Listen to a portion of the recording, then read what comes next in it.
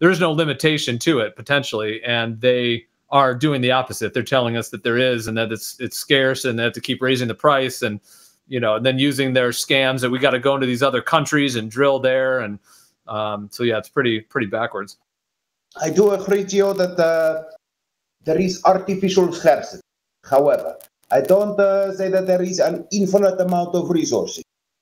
I also don't think that there are some resources that are logistically unfeasible to extract. For instance, they say there is a sand shortage, and they say that the sand in the Sahara Desert is the wrong type of sand.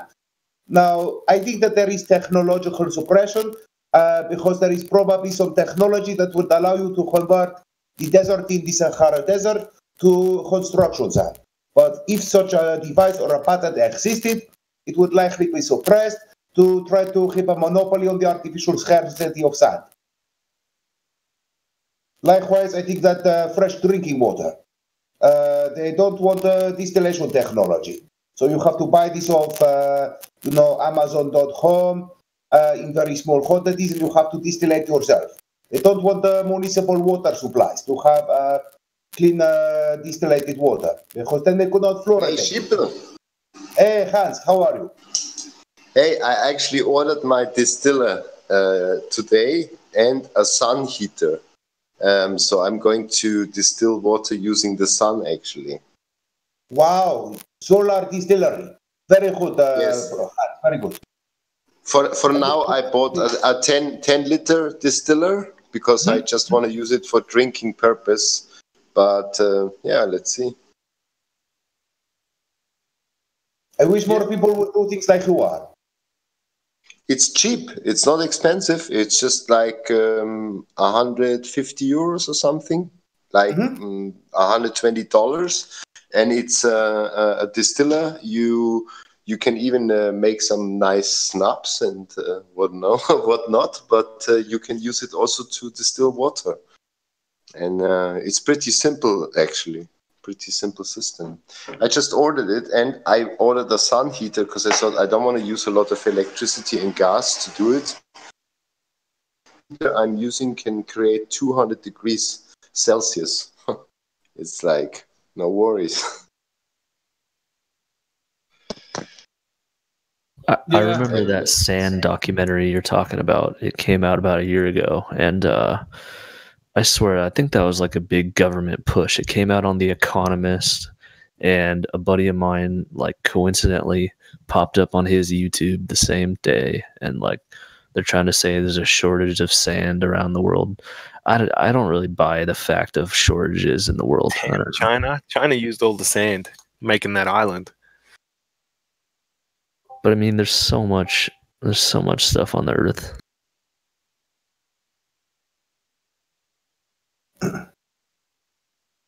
Yeah, and imagine all the power we get from the sun. For example, I live on the Canary Island. I could never understand why they actually heat 1 liter of water using gas or electricity while they have the sun pouring down 300 days a year, like crazy.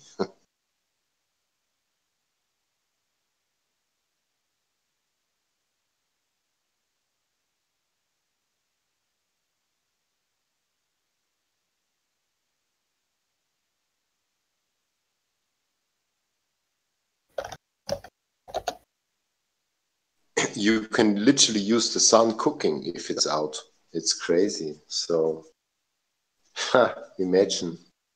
Actually, you can, in a clever way, you could use the sun to create a refrigerator. It's just like, wow. There's so many crazy techniques out there, and they suppress all that. There will be so much business as well to be done. Yeah, in a positive way. Yeah.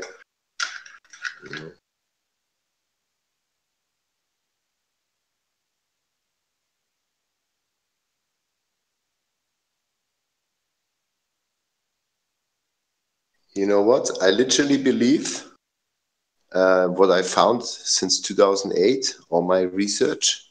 There's a positive and loving answer, theoretically, to every single human challenge out there. There is a positive potential answer. Because if it would be otherwise, we would not be guilty. We will not be to be blamed, but there is an answer. We could have a positive money system. We could use energy in a very positive, environmental friendly way. We could all eat biological nutrition. Every single human being could have proper food and water supply. We do have all the means for a positive and loving answer to all our challenges.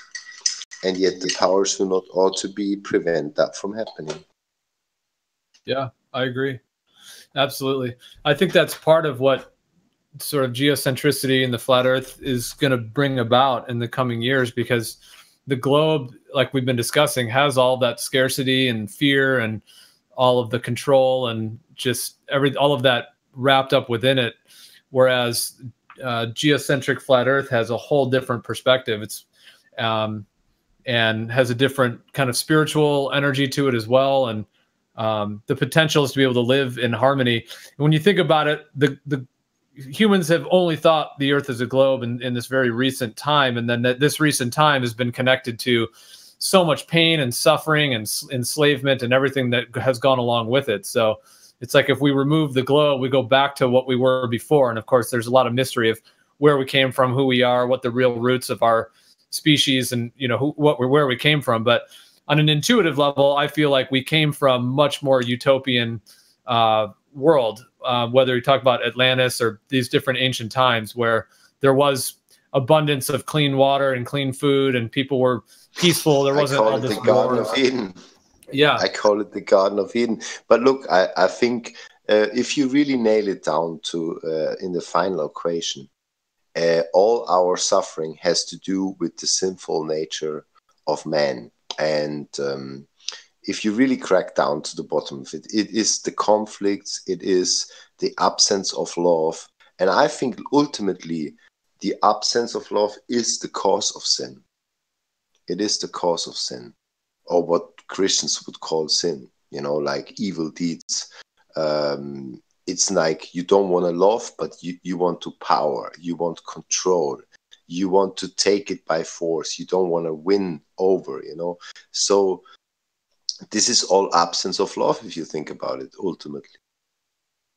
And yeah, I think to me, this is the answer. I don't know how you feel about it, but to me, it confirms, you know, it confirms what I as a Christian believe, that this is our state we are in. And some individuals more going towards the negative about, I'm not going to love somebody, I'm going to take it by force, I'm going to manipulate somebody. And so to me, it confirms again the message of the Bible, that we are in a fallen state. And there's other individuals who are more torn towards the loving end of the whole thing, you know. And I think those are the ones God is calling.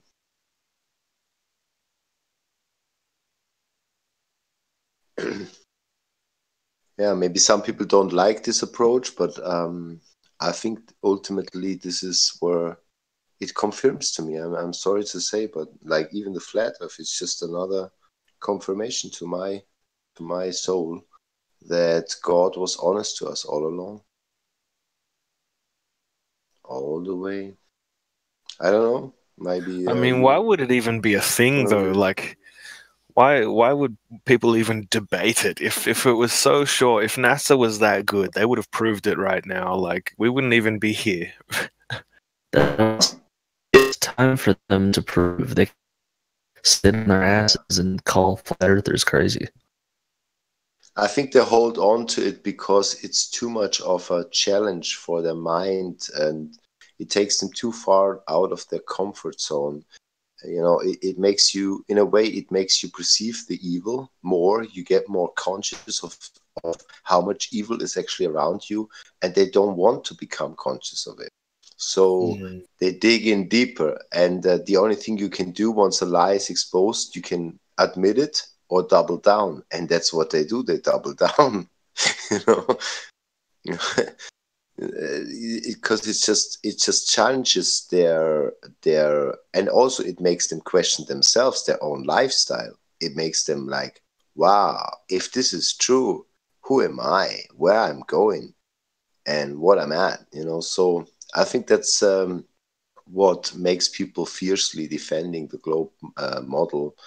Some of them, you know, and some of them might never make it, you know. I don't know. But then again, I don't waste more time with people who don't want to know. I'm like, I don't be unfriendly to them. And if they approach me, I will treat them with respect as much as I can and with love. But then again, I feel like I'm stealing the bread from those who want to know. So I'm not wasting too much more time with people who don't want to know, because I feel like I'm taking it away from those who want to know, who want to be enlightened, who hunger for coming forward, you know. I mean, it feels nice at times, you know, and sometimes you want to sharpen your sword and you are in this debate and it's entertaining, but I'd rather seek those who, and it's difficult to discern if somebody's just like, sometimes you have to fight with somebody because they are meant to know it, and obviously they don't immediately accept it. So it's hard to discern when the battle is due and you should fight it, and when you should say, like, you know what, I talked long enough to this guy. It's okay, you know, like, God bless you, move on. I don't need to force you to believe it, you know. But ultimately, to me, I have to have a channel in here called Flat Earth Conclusions.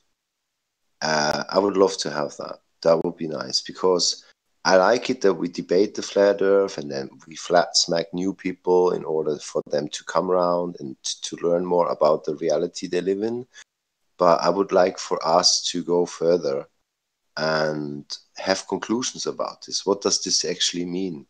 And how does it influence me? And how can it empower me? And yeah, what are the conclusions, you know? Where does this lead to ultimately in your mind, in your spiritual walk or whatever, you know? I think that would be important, not just stuck here and we should like look at all the ends. Like, we should keep researching it, of course. We should keep pulling people in, but we should also start to go in this direction. Okay, what does this mean? You know, what does this mean to me? What does it mean to us and what does it mean to me as an individual? You know, not just entertaining ourselves with a hype.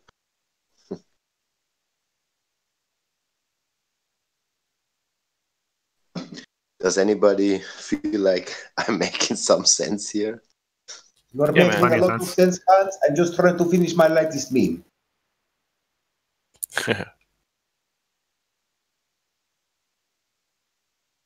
Actually alter your perception of what it means to be alive and what it means to be here, because accident and you're not the result of 50,000 different random events.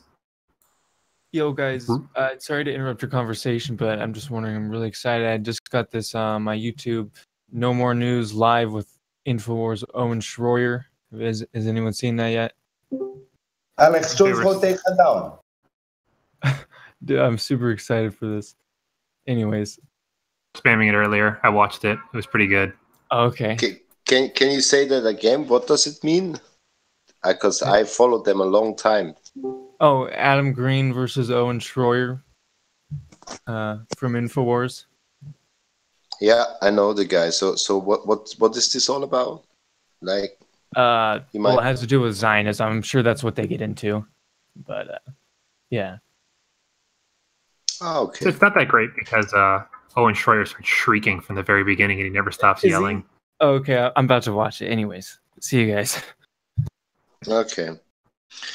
Well, I'm still excited about InfoWars. I'm not sure if it's what some people say, controlled opposition, but then again, it still it still wakes people up, or he woke people up to a certain extent.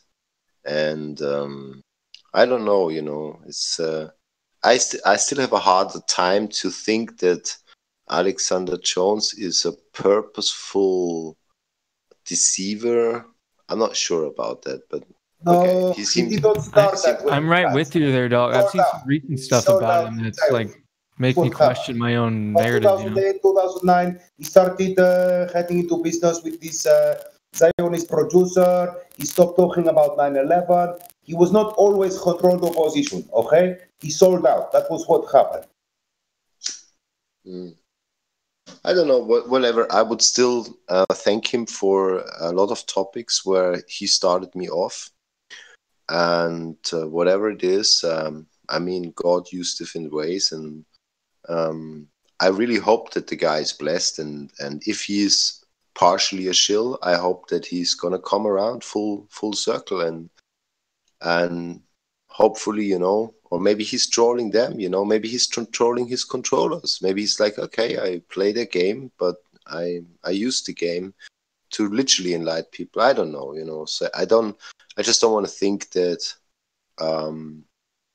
everybody is fully evil. And I mean, it would be pretty crazy if a guy like Alexander Jones, who knows a lot of truth for sure, is in it just for basically being controlled opposition. I don't know. It's just, I don't know. And maybe now he's dragged away with the Trump thing, and I hope he doesn't let his guard down and become too much intrigued about his own ideas. I don't know. It's just a few thoughts. Anyway, I want all my fellow humans to be successful and to make it, you know. I just don't wish harm to anybody. You know. Also, that's impossible. Some of us get harmed. There's a fierce fight out there. Mm-hmm. It is true. But there doesn't have to be a fight. The worst thing that could possibly happen to them is if we stopped fighting and we started working together. That is the worst thing that could ever happen. All of this divide and conquer is exactly what they want. Exactly. It's true, yeah. But they will have partially their way, but ultimately they will not win. It's impossible. You know, in the big schemes of things, all what they are doing is absolutely bullshit. It's a waste of time. They're not gonna win that game. It's impossible. I even said one time, I said, these guys would not win even if there is no God, because they would defeat their own cause. They will never ultimately and forever become the overlords. It's impossible. They could never sustain that, because nature would find a way. You know, even let's say they install their new world order and everything is in place. It's their own character which would like destroy it again. And it's also that they were to create this servant race. Nature would find a way to revive itself.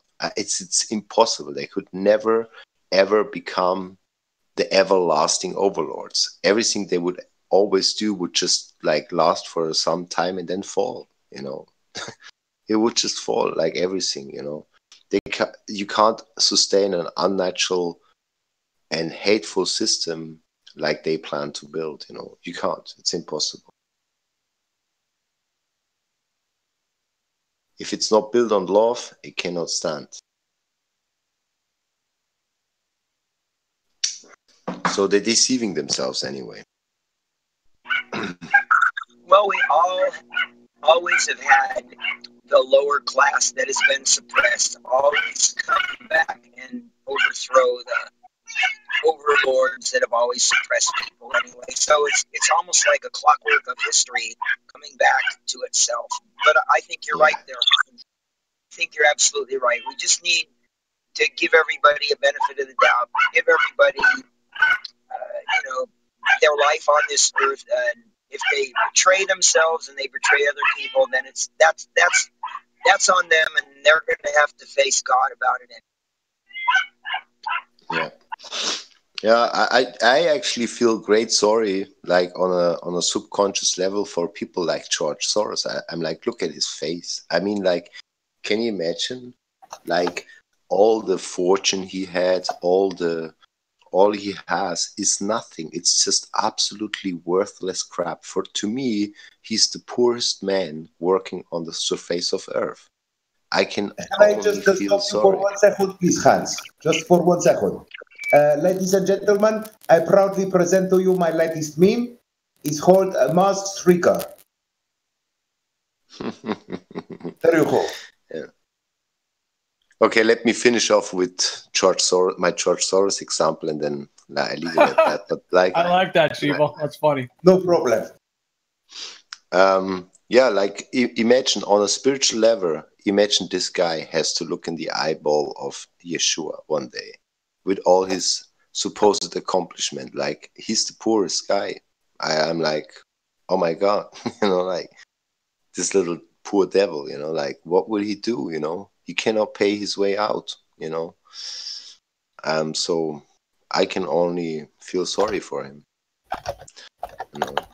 No, you said it right. He's a poor devil. He's, no matter how much riches he's gotten, he has betrayed so many people to death, him and his father, and gotten riches over ill-gotten gains. And it's so temporary when you think of the eternity of things. He'll face God, and he'll face the Reaper. Oh yeah. So yeah, on some level, as like, I think he was once a young little boy, a baby. I feel like I cannot feel any envy or jealousy, or I can just, actually, it's horrifying. It's like, oh my God, you poor guy, like you must be the poorest man in the world. Like, with all your riches, you have nothing. And yeah, horrifying example. You don't want to go anywhere near there. Anywhere near there. So they have nothing, these so-called powerful people. If they were loving, if they would create actually something good for humanity, they would have something to be proud of. There would be something they can look at and say, hey, I actually helped humans. I did good, I was able to use my talents to enlighten and then strengthen other people. And that's beautiful. That's something to be proud of. Like, and even a little welder or a bricklayer who builds at least a house for someone, I mean, he can look back and be proud, and say, actually, I added value to other people's life in some way, shape, or form. Yeah. Anyway, so, and I didn't took what I have by stealing it or hurting other people purposefully. Yeah.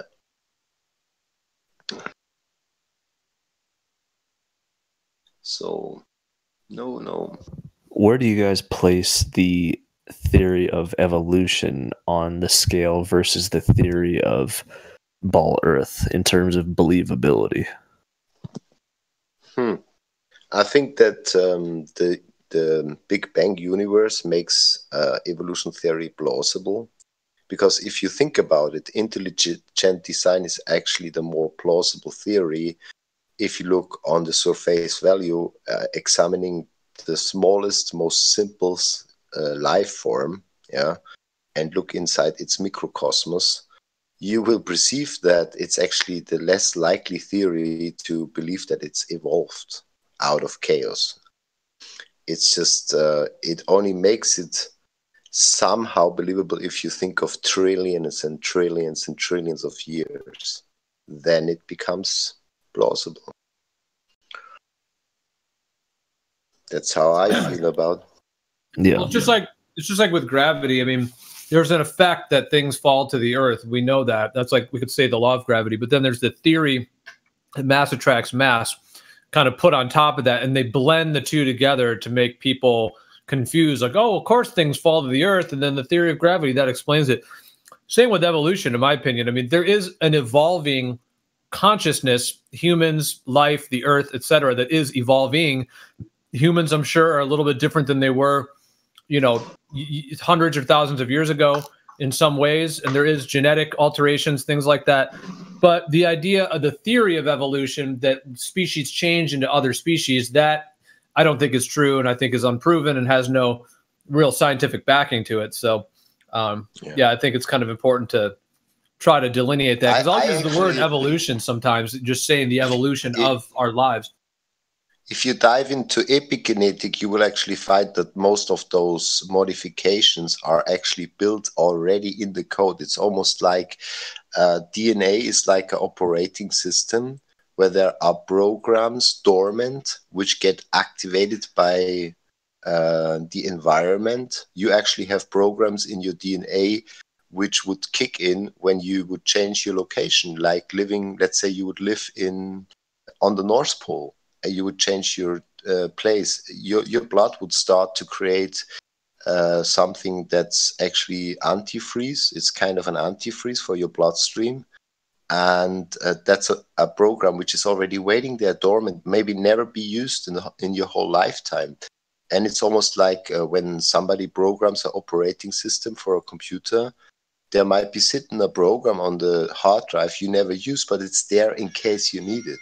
So that shows to me even more intelligent design. It's already there in case you need it. It's like a toolbox. So and breeding has an effect that basically, like mixtures and stuff. But I don't believe in evolution at all. It's just not there. The evidence is not there. Yeah, I think like you said, it's like gravity. Like there is some science that you can measure, how quickly something falls to the ground, and you can see the effects of it. But the pseudoscience part of it kicks in when they develop some wacky theory, and then nowadays it gets pushed off as fact, and it's really disheartening. It's pretty sad to see the scientism taking place where people just appeal to science and they feel like scientists have figured it all out.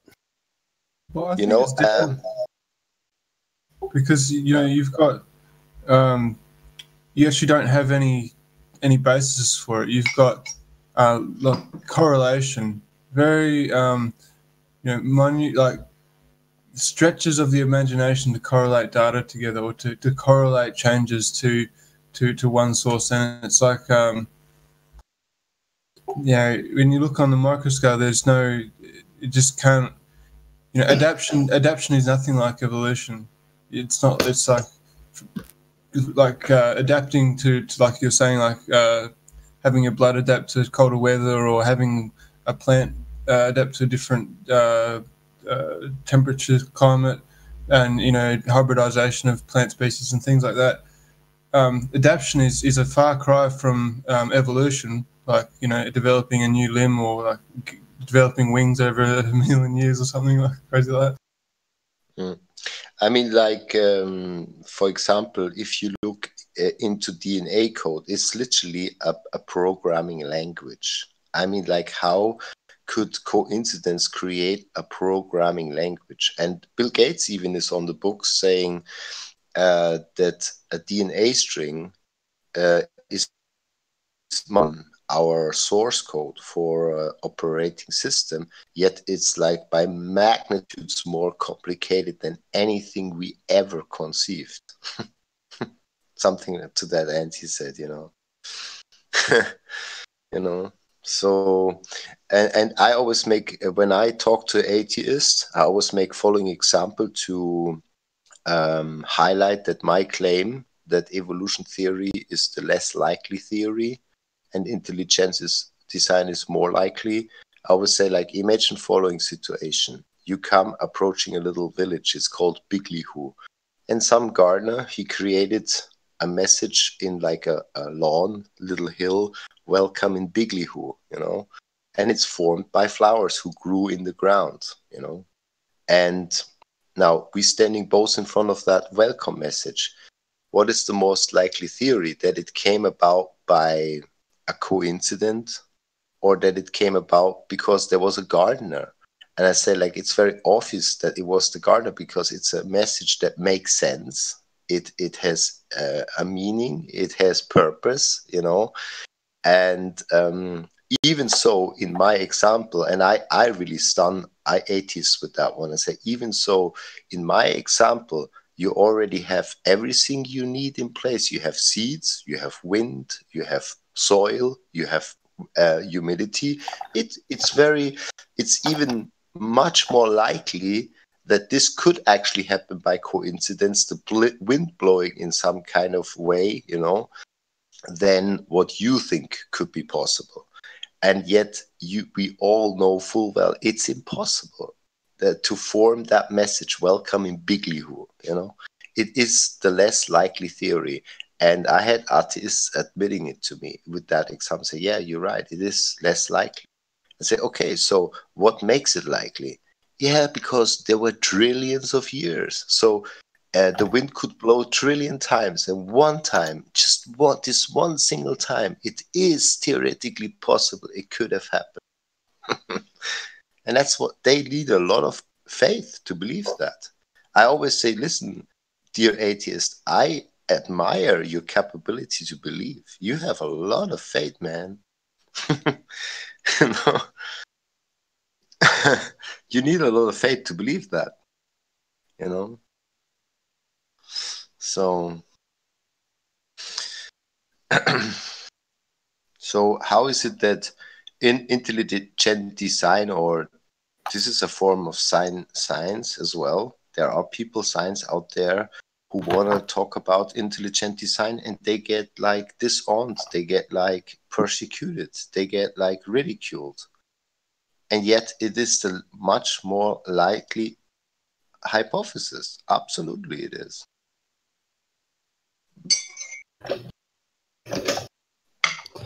Yeah, I agree.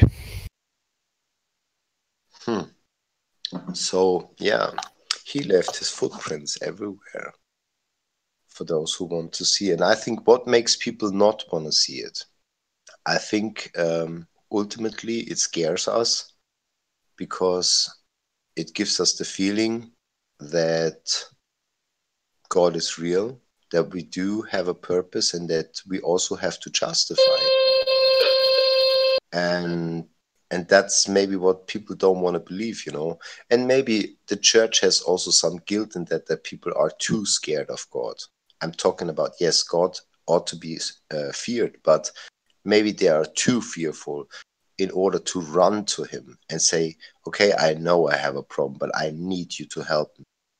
And these people forget about the love of God, to run to him, to run towards him and embrace him. And don't let the fear overwhelm them. Yes, you made mistakes, but we have a loving Father. And don't you be able to go to your Father and say, Father, look, I know I messed up. Please, you know, please help me. And that's that the church is guilty because they made a picture of God, which is, you know, that they don't really show the grace too much, you know, in a way. I don't know. And with some okay, on the other hand, some churches, they have this hyper grace thing where it doesn't matter at all what you do, and that's the other extreme, because it does matter. I think you need a fair balance of respect and also trust, you know, like, does that make any sense to anyone? You know what I mean? Like, I think fear is not only negative if it's not overwhelming. Yeah, I know what you mean. A lot of the churches preach a feel good type of thing. Yeah. I mean, you should tremble when you trespass and you find yourself considering doing something evil. You should tremble. You should be like, oh, I don't know. I think that's not good for my soul. I think that will hurt the Father, and I better not go there. And so I think a little bit of trembling is not bad if it doesn't overwhelm you, you know, and make you hide and run away. Yeah, and like you said, a lot of people are afraid of the idea of there being a God. But I find that interesting because for me, it's the opposite. That's a comforting concept. But I think for people who don't, it's easy for them to believe in the globe and the Big Bang and evolution because then they don't have anybody watching over them and they don't have a reason to feel guilty for anything, basically, on a greater level. No accountability, and they feel like as long as they don't get caught, they can do anything for their ego. Yeah. What was it? The 11th commandment. There's this joke. Don't let anybody see you, or I don't know, something like that. I never heard that one. I think it's in Germany. It's a joke. I don't know the English word for it. Like let nobody caught you or something, And yeah, that's why I think people don't want to hear about it, and even my flesh doesn't like it.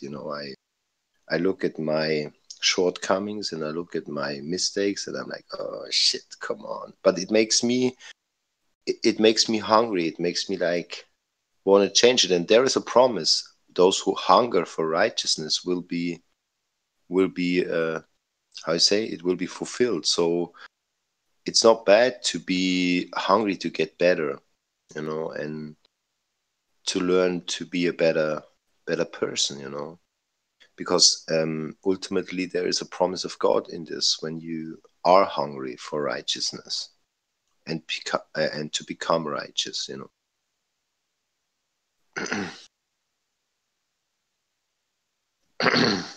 I don't know. It's just this is going all into flat Earth conclusions to me. Is Meme War around, by the way? He sent me a fantastic video today about. I think there are people out there creating better hypotheses about the movement of the stars above the flat Earth, and he sent me an excellent document. There's one guy who even explained the flat Earth having the sun circling Antarctica, and having Antarctica actually being a continent even. Who did that, Hans? Who was that? Meme War or? Oh, Meme War then. Yeah, he sent me a video from a guy who created another map for the flat Earth, another model. Not the EEA one, and he could basically explain all movements of the stars above a flat Earth by approaching it completely differently. Very interesting. I haven't fully digested it yet, but it looks very interesting.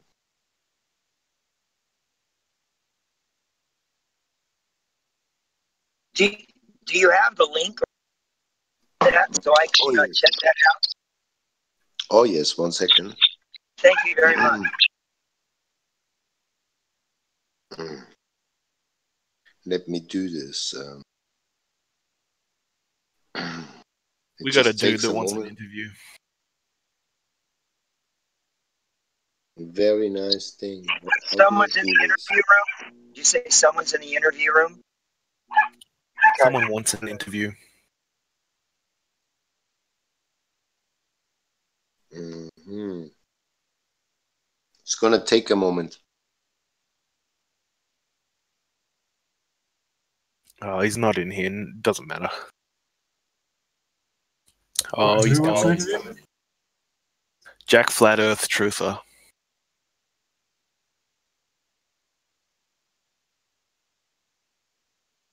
He's in voice to text. Okay, let's see.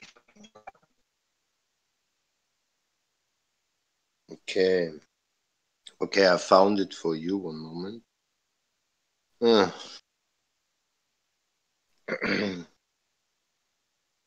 Okay, I put it to voice text, yeah?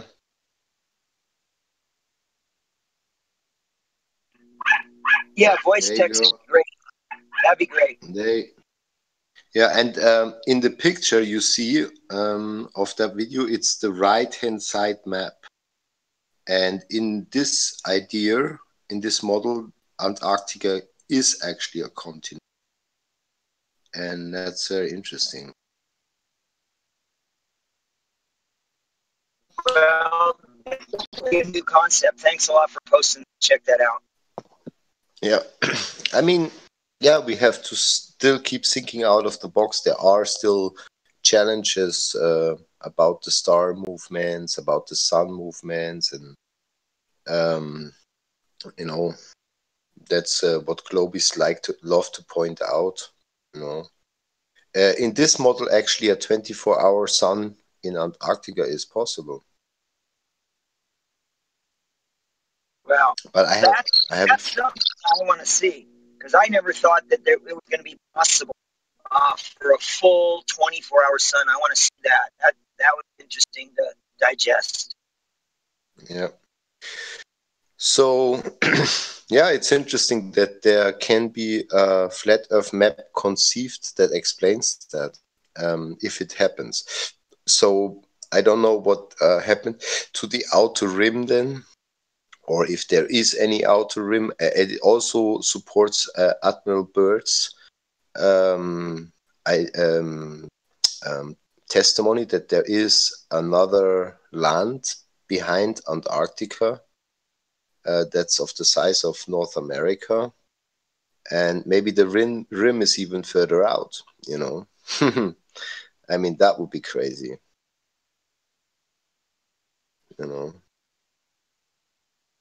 Maybe this flat plane is even bigger than we thought. At least that's what that picture hints. Well, I've always been with people that there's got to be something. We are a giant flat, and we're not just a disk floating in space. There's got to be more land. There's just got to be, and who knows what or who we're going to find there. I mean, if I approach it from a biblical point of view, when I look at the overall feeling I get when I listen to the creation story, then it looks like that God created everything for this place, that he was actually, his intention was focused on this place, and everything had purpose for this place. And I almost have this picture in my head when I read it, that when it says the Spirit of God was floating up above the water, that there is something like an extremely big, maybe infinite ocean, and that the earth is actually created on top of the surface of this infinite ocean. I'm just like guessworking now, yeah, so everybody bear with me. And that then he created that dome structure above it, and he literally built everything for this place. And I don't know what he wants to do or does do outside of this place, you know. Maybe because Jesus says he's gone and preparing another place, and there will be a new earth and a new whatever, you know. So that's me theorizing about the biblical look of it. But I feel like the Spirit of God must have been hovering above like an infinite water surface. That's how I see it, you know. Well, also, I feel every time I read Enoch, I get so much that, you know, I can read 3 or 4 passages, I can think on it days and days, and I get more and more about the making of the earth and the watchers and the incredible fight in the spirit that we have. Even today, we are. It is amazing that everything that he has made for us, and it made for earth. I firmly that we are the floor of the universe, and we are the ultimate creation here on this plane. God, we need to break through Antarctica and find out what they're hiding. They're just hiding so much. And let's say for the sword experiment, I incorporate now the theory that we are in a kind of a simulation. Maybe what we experience, this material world experience we have, is actually the projection of a spiritual world, which is actually not really space and time. It's like something we cannot really say with our words, but maybe it's like God's big engine. It's like an engine, a game engine, you know, and it is material, but the substance or of it is not really like, you know, ultimately it's the spirit, you know, it's vibration. It's basically like a game engine, and a game engine doesn't really have a limit, because you could keep extending it. You can ask a programmer, if you have a virtual reality and you determine that it's this size, you can always extend the size. The only limit is the calculation power, you know? And it is very interesting to maybe even perceive it as this. So God is acting out of the spiritual realm into this material realm he created for a certain purpose. Maybe for us to grow, to learn, and to ultimately come back to what we ought to be, what we really are, spiritual beings, making a physical experience, you know? Yeah, and you know, you brought up one of the earliest things in Genesis is when it said that God spoke the word, and it happened. God spoke the world's existence. That has to do with frequency. I'm talking Yes. that everything has a frequency. So it's almost like a radio dial. God said the right words and boom, and it happened. I think that what you're saying is absolutely that the frequency of God. Wow. I just have a crazy thought hearing you say this. Like, what if this is actually the programming language? The programming language is God's voice, and it has structure to it. Like, and when it's spoken in the right way, in the right manner, it actually creates things. It's actually, you know what I mean? Yes. Can you imagine the spoken word of God actually creation puts things together? Earth, water, fire, air, together by the word of God. That is, it's all free. Awesome. Wow. I mean, like, for example, there are people who can testify that they had, how you say, sorry, I'm stucking with a word, a creational miracle, something which wasn't there, which came to be because somebody who spoke with the spirit behind it spoke something into being. Like, people had their eardrums recreated, which were missing, which were not there. And some person spoke in the authority of the Holy Spirit, and it was actually like the word of God, able to create something that wasn't there. Yes, correct. Like, how do you somebody broken limbs? How do you cure epilepsy and bad? The spoken word, when it's backed by the Spirit. I think the Spirit of God is the key. The Spirit of God is like the energetic, energizing generator. The words are one thing, but the words backed by the Holy Spirit. That's And for example, why did God sometimes God allowed like Elijah or prophets? He said, I'm not going to speak this, you going to speak this, as if he wanted us to become co-creators under his authority, basically humbled and out of love, you know. So he said to Elijah, you speak it, and because you speak it, it will become real. Like Jesus said, when you speak, or I give you authority over. And he sent out his disciples with authority. And so it's almost like God wants to train individuals up to become co-creators, but they need to be in the right spiritual state to be to be able to take that responsibility. That's why he wants us to be chastised and sanctified, you know. There is this process of sanctification he wants us to go through in order for us to not misuse what he wants to give us. Well, there's also a very Bible where it says we are God. They don't, not just saying that we are God. What he's doing is by the power of the Holy Spirit, imbibing through us the Holy Spirit, the actual gifts that God, you know, in the Bible it talks about the gifts of the Holy Spirit. You know, some he makes a preacher, some he makes a teacher, some he makes a healer. We all get different things from the Spirit of God, and the thing of it is to plug in and find your way, find your niche in the family of God. There, and when you do, I really think you can hook up into that power you're talking about and become a very powerful person in the eyes of God and be a great representative.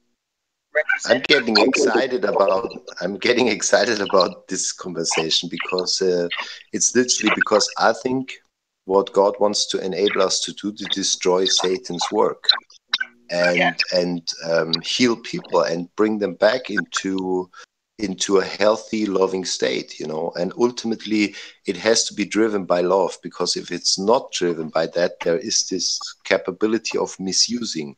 If you want power because of the power, you have a problem. And that's why I think the sanctification is important, that you have to seek righteousness and humbleness and softness and kindness and friendliness. And you have to develop those traits in your character in order to be responsibly use this power, you know.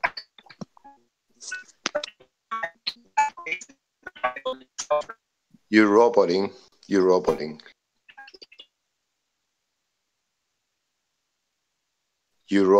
big time now. You would be very popular on the dance floor. Yeah. Sorry, guy, it went pretty deep from here. I hope people not getting... I think it went pretty intense right there, this conversation. Wow.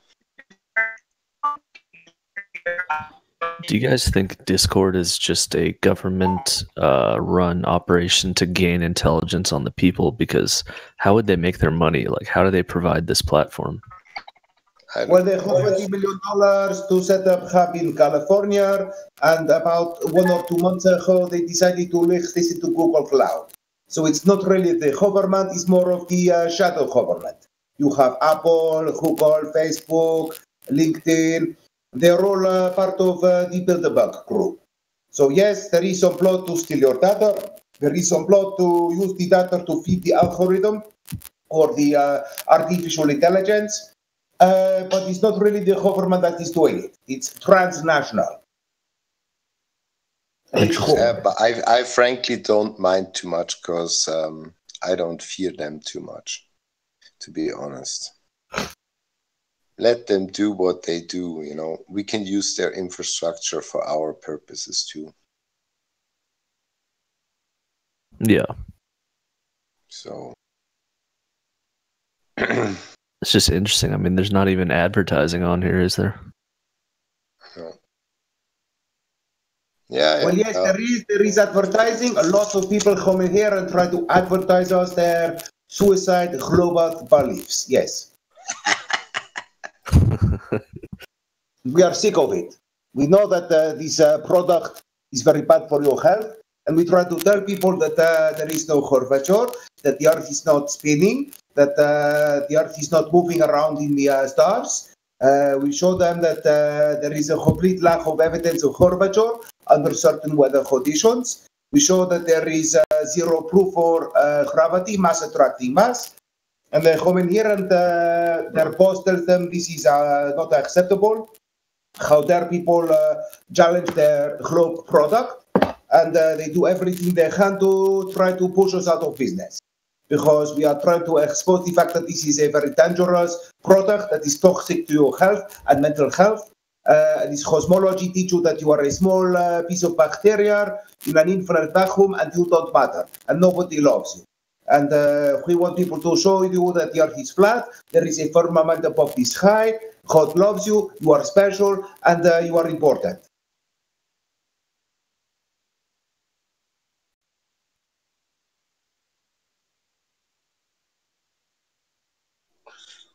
It also shows that there's a reason we're here. It's not just random. Yeah, you're purposefully created.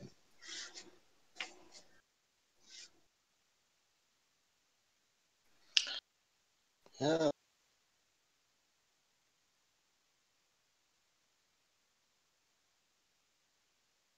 You know what my brother said the other day? Say, "Wow, you making yourself important and lala." I said, "Look, because he's a Bible believer." I said, "Well, wouldn't you agree that if you look at the whole story from God's perspective, he seems to care about us. He went through great lengths for us. So we are important to him, not meaning that you should lose your humility and your humbleness, like being proud and arrogant and self-centric. I say it's just perceiving the fact that he says to us that we are important for him, that he wanted to create beings that can love him and can love on. So we are important to him. Otherwise, why would he go through all that, basically teach us types and all that? You know? The flat earth movement is around and self-centric.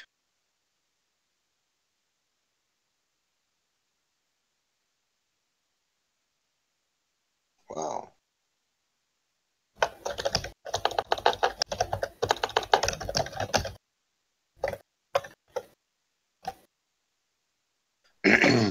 And I don't think that's the case. I don't think that the flat earth movement is about making people arrogant and self-centric.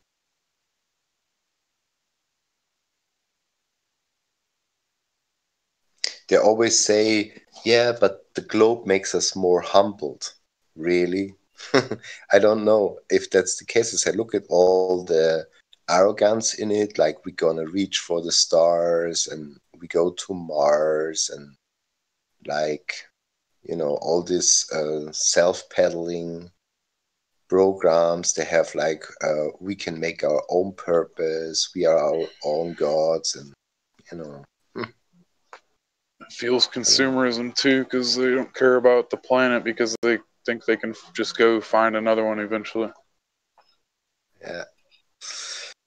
Yeah, and I think like one other guy here tonight said, one other guy tonight here said that the Earth has self-healing capabilities, and I think that's true if we don't overstretch it.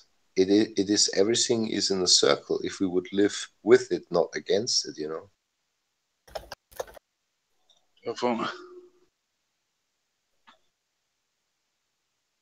I think our technology is like completely went the wrong way around, and unfortunately, it's built in a harmful way. Why it could be different.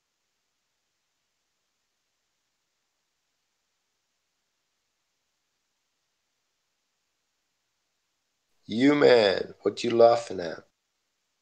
Kratom King found some way to circumvent cognitive dissonance, so I renamed him Kratom King Tiny Beepy. And then I gave him the photograph of the nurse holding up the X-ray with the man with the penis stuck down his throat, saying, I think I see the problem here. I just finished my video. You have uploaded? Oh no, I just finished watching that debate. What did you think? It was pretty good. Owen was, to anyone with eyes, pretty shilly.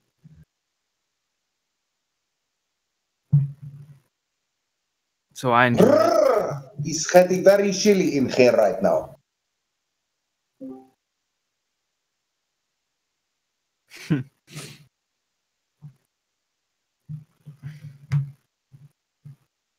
Yeah, that was good. She'll be coming around the mountain when she'll come. That was a win for the truth movement, actually. Would you like to tell us a little bit more about the topic, what they talked about? And They were talking about Zionist control in America, and he went. The host named a lot of names, and connected the dots, and showed video evidence, evidence with pictures, and Owen just deflected everything, and it was very funny. So, anyone who knows about Zionism, it's a win for us. would you say that Owen was dishonest and was trying to play it down? Absolutely. Yeah, he called him crazy and just diverted, and went into hypotheticals and just everything. So it was pretty ridiculous. That's a shame. That's really a shame, because it is a real thing, no? These Zionist people, they are out there. And I don't think these people are obeying God's plan to a big extent. They, I think they are the false Judaism. I think they got God's plan wrong somehow. Yeah. Turn their back on the Torah and instead follow the Talmud and the Kabbalah. And the Yeah. Veda. And they're not led by love, they are led by power greed, no? They want to be the big guys.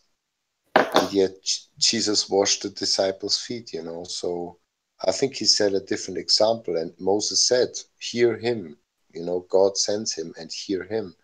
Now they don't hear him because they want to be the overlords. And I guess in the kingdom of God, to reign and have responsibility has nothing to do with being the overlord.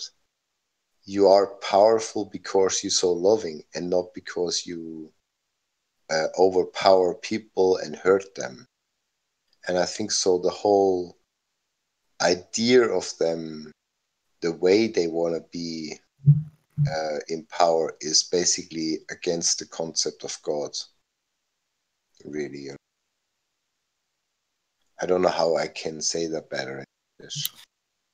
So I guess that's where they go wrong, Yeah, that's really good explanation. If you look at Israel, a lot of what they do there, at least from some videos I've seen, is like they're really tribalistic, and they have a very strong pack mentality, and that's kind of one of the things that helps them succeed. And they, it's in-group preference, it's it's all those things combined, and then naturally, supposedly, if they have a higher IQ, a lot of the times higher IQ individuals tend to be kind of crazy, right? So they're either like super geniuses or super bad guys, So in-group preferences. Are you talking about inbreeding? Yes. No, not specifically.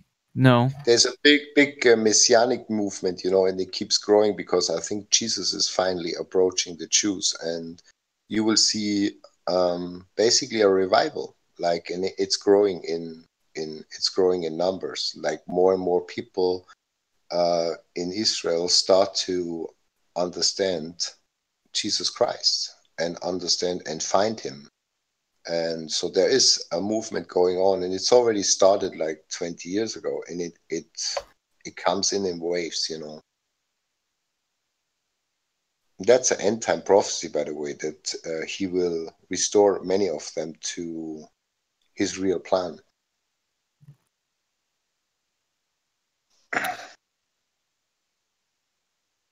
Yeah. I think it will be very strange. I think a lot of pure evil will come out of Israel at the same time. A lot of good. It will be almost contradictory. You will feel like, and there is a scripture saying that he will act the strangest way with Israel in the end times, that people would shake their heads and like, what's going on? Because I think most evil and most good will come from that location. It will be like shadow and light becoming more contrasted there.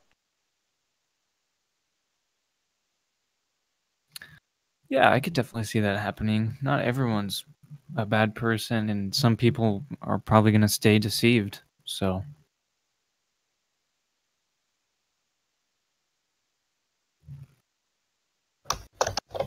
Yet I trust God. Yet I trust God that He will not allow not even one single soul be lost that not deserves to be lost. It sounds almost harsh, but He can see more than you and I can see. So I think not even one, no matter what you think with your human understanding, not any tribal person somewhere in the mountains, nobody will be lost that can be saved. I don't know why I feel like that, but I'm strongly feeling that God will not give up one single soul that can be saved, not one.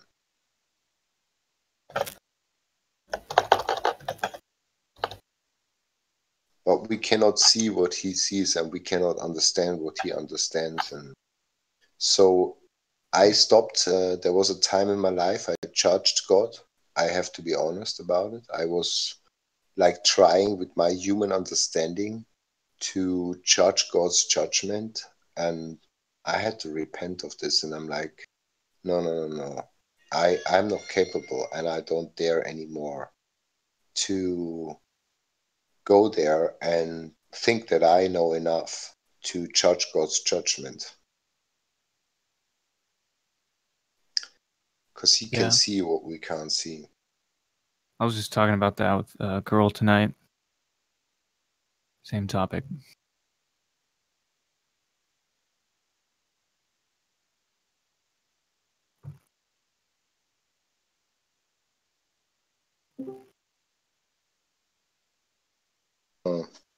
I just love the Flat Earth movement, and I love any person who pursues truth, and I love you guys. It's there is this hope in this people around the world who care about truth, you know. True that. Love you guys too. That's all we got. You made me smile. Fuck.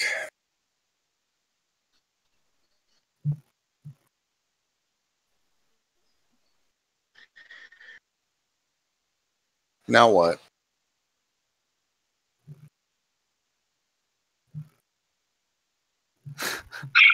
I'm just taking a quick beer 30. I'll be right back.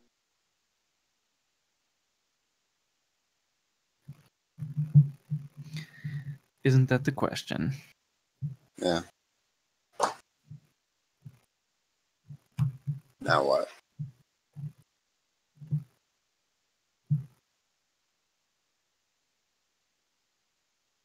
So I got to stay up for 2 more hours. Smoke break.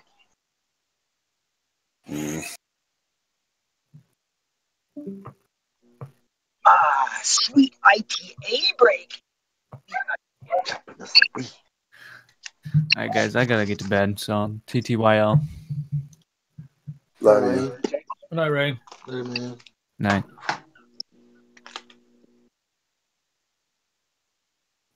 Hey, do you guys think speaking of rain, do you guys think when it rains that the water is actually coming from clouds, or do you think it's actually coming from the waters above or from the firmament? I think God's crying. Well, we were taught it comes from clouds, so I don't know anymore. So I don't It's think clouds, I don't think it comes from clouds. What? So, dude, you think all that water is just hanging out in dusty clouds or fluffy clouds up there? Yeah, No it collects way. up there, man. I don't think so. I think the clouds work as an electromagnetic activation for the water above in the dome or Dude, the heavens. have you? That bring the water through. That bring the water through the clouds electromagnetically. And watch the clouds rain, right? Right. Are we saying precipitation is wrong? Yeah, no, it's condensation, precipitation. No, there's rain and it's coming from the clouds. I'm gonna need to take this off the stream. We're gonna cut this out. Geo, man. No, dude. Well, you don't have to tell me no. You can tell me you don't agree. No, I'm gonna fight you, bro. Don't you ever say that again. I don't think rain's coming from clouds. Absolutely. Who are you? Oh my god. I thought I knew you, Gio. Oh. Now it's all broken.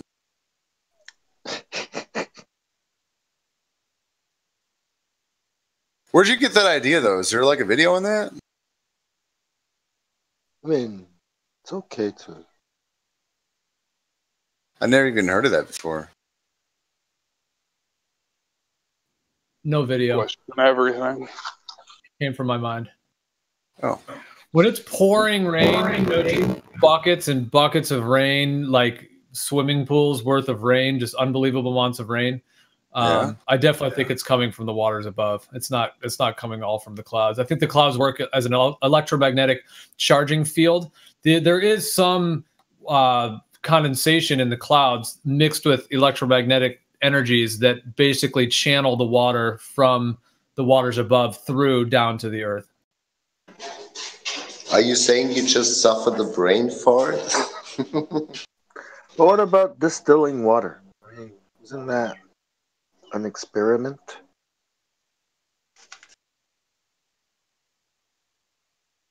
The steam goes up and then. I mean, he turns into has a water. distiller, so he knows all about that.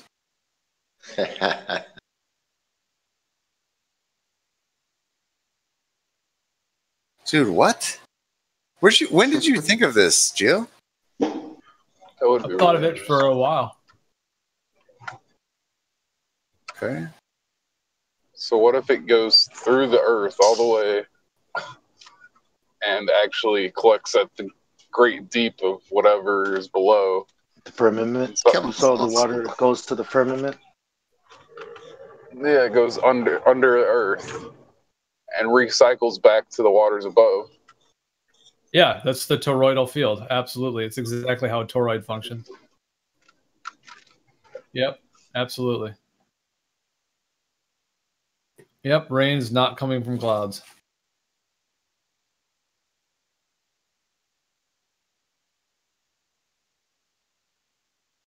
You can fly an airplane through the clouds. Like, there's not that much liquid up there. I could almost like see it as like clouds are like capacitors. They hold the rain, sort of, but they're not where it comes from. Exactly. Yep.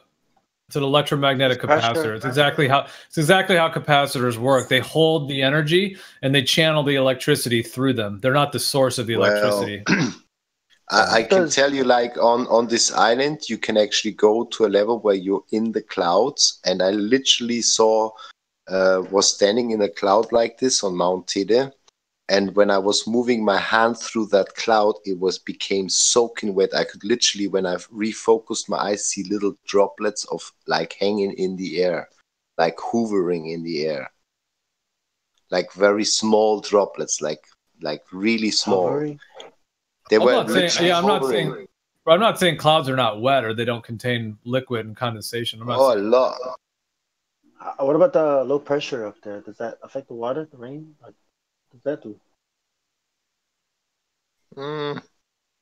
No, I'm not convinced. I think clouds do cause rain.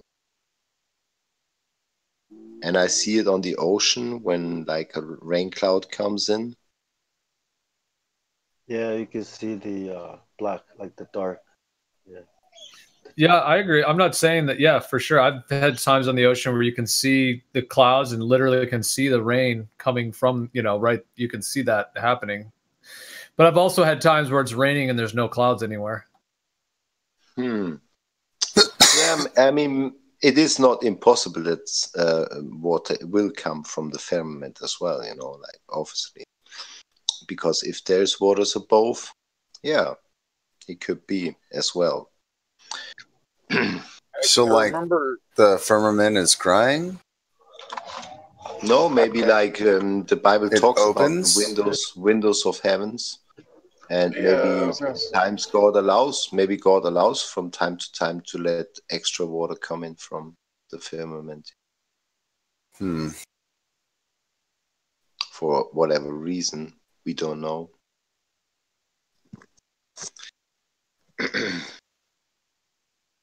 I mean, I guess we not be able to discover every secret in the state we are in.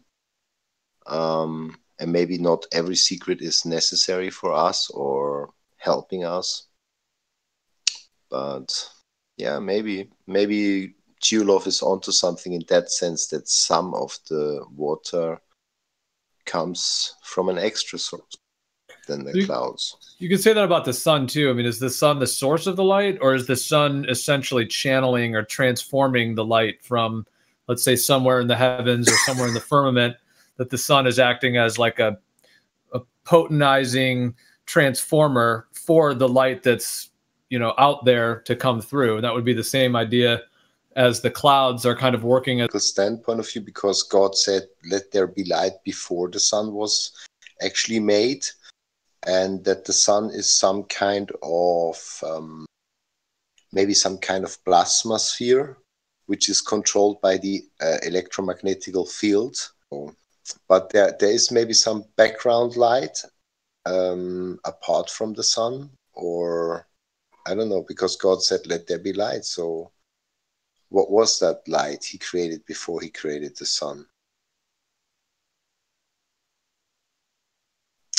And then it says later on in the new world he's creating for his people, that there will be no more sun, and that he himself will be like the sun for these people. Maybe he's the source. Of Or the light. a reflection. Or a reflection. Or the sun could be a reflection of his light. Yeah. You mean I think if you listen, for telling time and a clock. If you listen to the testimony of some people who claim, I don't know if they're lying about it, but who claimed that they had heavenly experiences and were lifted there and shown things. And if you imagine, like the Bible says, God is throning up above the firmament, maybe he is ultimately the source of the light, you know. I don't know, but like now we are deeply into hypothesizing right there, you know, obviously. I think that's beyond our observation, no? Really. Yeah. But I tend to believe that the sun itself is, in a way, a physical object below the firmament, and that it is actually guided by the forces of the electromagnetic forces above the Earth. That's at least how I think it might work.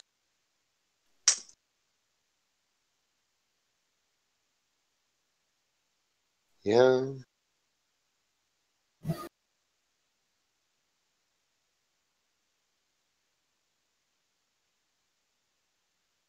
To be honest, I prefer, when it comes to the flat Earth, to stick with observation. And I do not like too much to be hypothetically, at least when talking to people who still believe in the globe. I try to stay away from hypothesis. Do you think knowledge can be dangerous? Like if you learn certain things you're not supposed to learn, or that they are trying to keep people from, like people that invent stuff and then they die. Well, it's dangerous to the person who does not have information. If you figured out a mechanism to make a lot of money, or how to fill up your car and not have to pay for it, or you could figure out some way you could teleport yourself from anywhere to anywhere, you could give yourself a lot of power and put a lot of people at disadvantage. For instance, if you have teleportation technology, I would teleport into Fort Knox, I would take a gold bar, I would teleport out, and I would rinse and repeat until the whole bank was empty. Hey, Shuffle. Yes. Hey, there's a whole group of trolls in interviews just waiting for you, bro. I mean, I think I would address your question like this. I would say, if you're not ready for that knowledge, yes, it maybe can hurt you or make you going down the wrong way. So I think that's the same with the fruit of a knowledge of good and evil. I think God ultimately wanted to give it to Adam. It was there to be given to him, but he wasn't ready. And so this is what happens. Like, you don't give a child a lighter and a Benson canister, but an adult might is grown up and know to do something good and creative with it, while the child possibly burns itself, So yeah, knowledge can be dangerous if you're not in the right state of mind.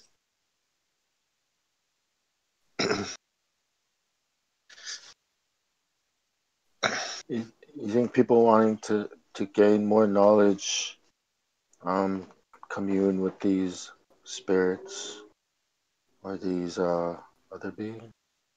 I don't know what to call them. Demons. Yeah.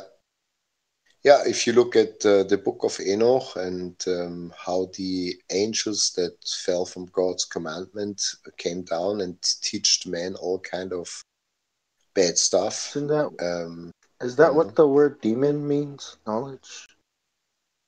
Or was it the No, I word don't know. I demographic? don't know. Or I mean, it's concepts, it's spiritual concepts, and these beings came down and teached men warfare. They teach them seduction. They teach them all sorts of evil ways, and it was knowledge in a way they gave him, but the knowledge in the wrong hand will not be used in a loving way, and it will be used in a destructive way. So yes, knowledge in the wrong hands can be harmful. And it has all to do with the attitude, I think so. So, and I also think we shouldn't open doors they do not naturally open. I always stayed away from drugs and stuff. So I think you should seek God first and have him reveal to you in due time what you need to know. So then it happens when it's good for you and not when it's potentially harmful for you. And I think that's, for example, drugs. People say they get enlightenment from drugs. I don't think so. I think they open doors. They are closed for a reason for them at that time.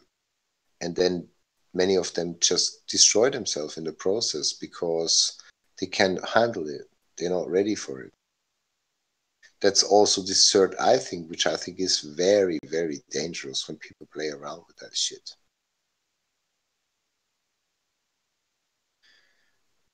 And you can see it by the fruits.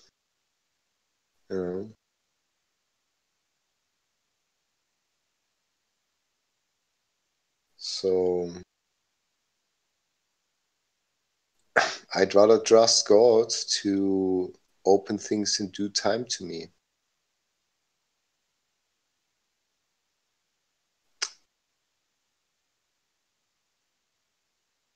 And yeah, we want to cut corners and take shortcuts, but I guess it's not always beneficial to us if we do that.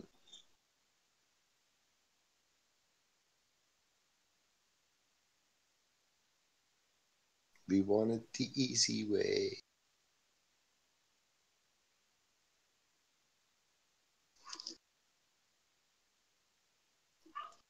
why do you believe in flat Earth? Because I found evidence that it is flat. I would not believe it if I would find zero evidence for it.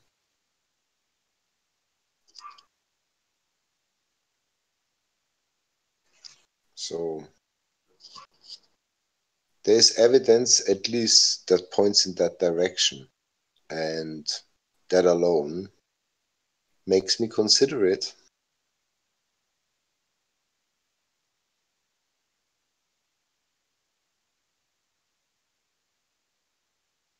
And yet I fully understand that we do not have all the answers yet. But when we look out and we make all these photographies and we have these long distance shots and we see things we're not supposed to see, and we cannot find the spin of the Earth using any method supposedly capable to do it. And for me, the strongest one was the gyroscopic proof. Then I'm like, there is evidence it doesn't spin. There is evidence it doesn't curve. So then the rest of it falls apart. Even so, if I cannot explain everything yet, like how the sun works and why do we see what we see when we look at the stars. And they did engineer a model pretty well to have explanations for the star movements. But yet, for example, this other video I sent it before into voice text for everyone, there's a guy now coming up with a model making all these trails and star movements making sense on a flat surface.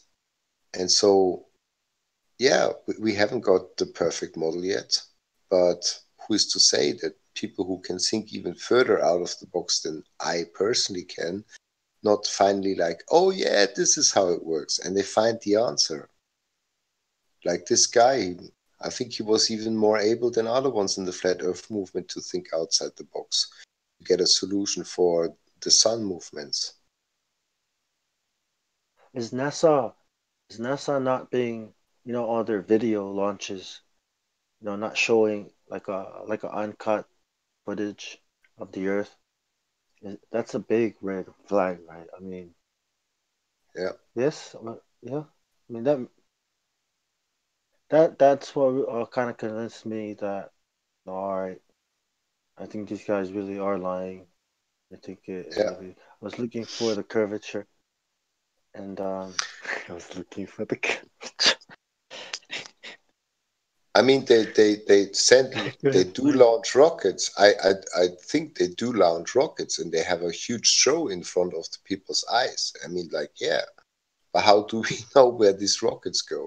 So yeah. I was looking for the curvature. There I was.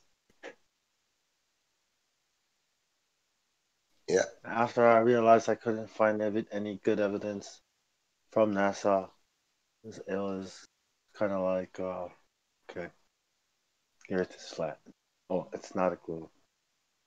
Yeah. Because I remembered all these times I was in the Navy, on the ships, being able to see like places 60 miles away from the ship.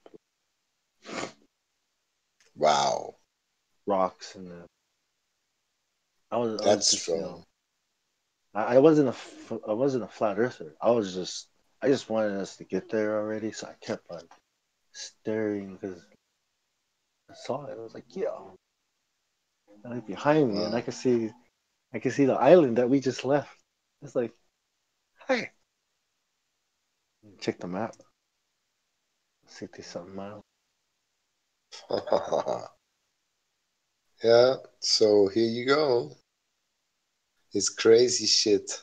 Yeah. I mean, like, it took me a year from the moment I started to consider flat Earth to actually accept it, because the concept of the spinning ball Earth was so ingrained, and yet I live on an island where I see the horizon every single day.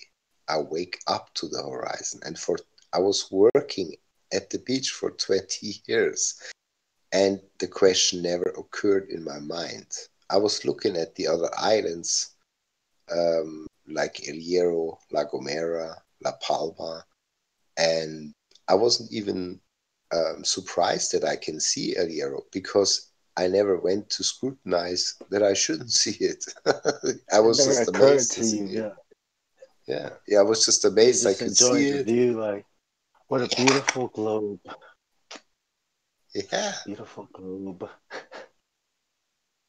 Yeah. So, and I think that's what happened to most of the people. The pilots don't sit in their pilot seats bothering or questioning what they see in front of them. They just, like, they do their protocols, they do their routine, get coffee from the stewardess and check their flight instruments. And it doesn't occur to them, literally, Everybody's just too busy doing their jobs, working.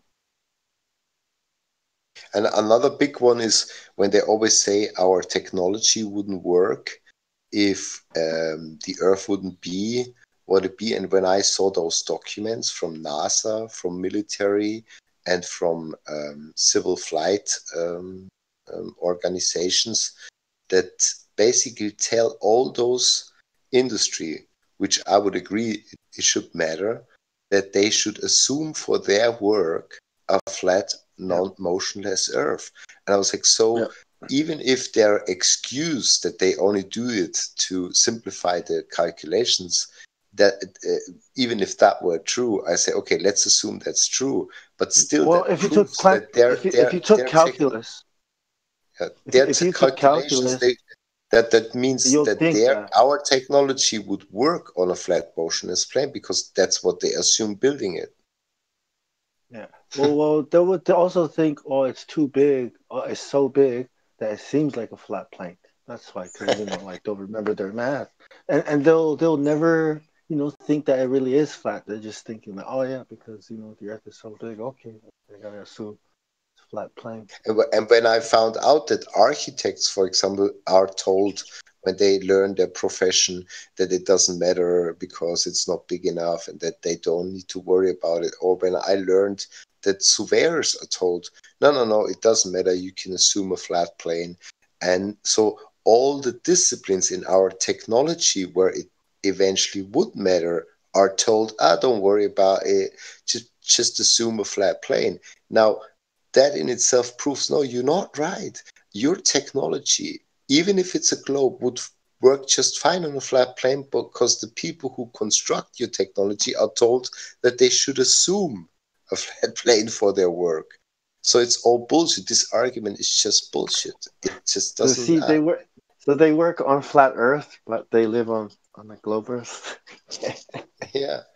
Did you know that the flight software that controls the Northern Hemisphere is basically a virtual reality based on a flat plane?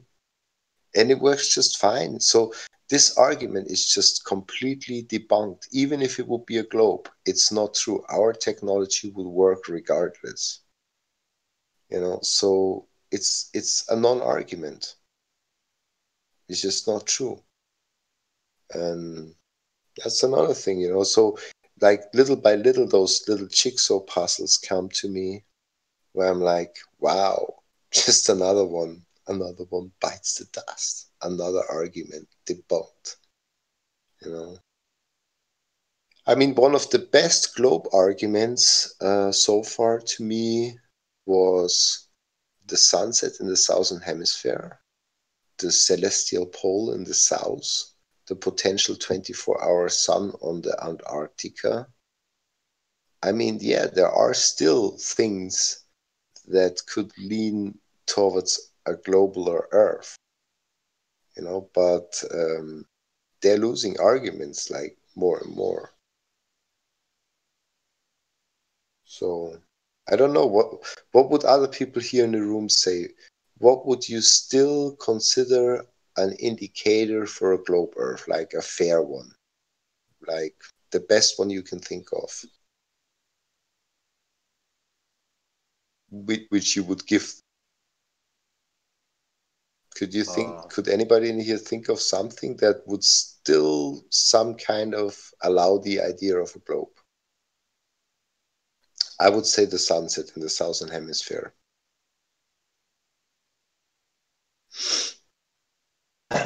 Well, I don't think the flat Earth. I don't think flat Earth is has to defend anything because we don't really have that much research on it, and we don't have that much information on it, or how anything would work on a flat Earth. If everyone discovered that it really was flat, we still would be in the same boat. We still have to do research and find out what's really out there.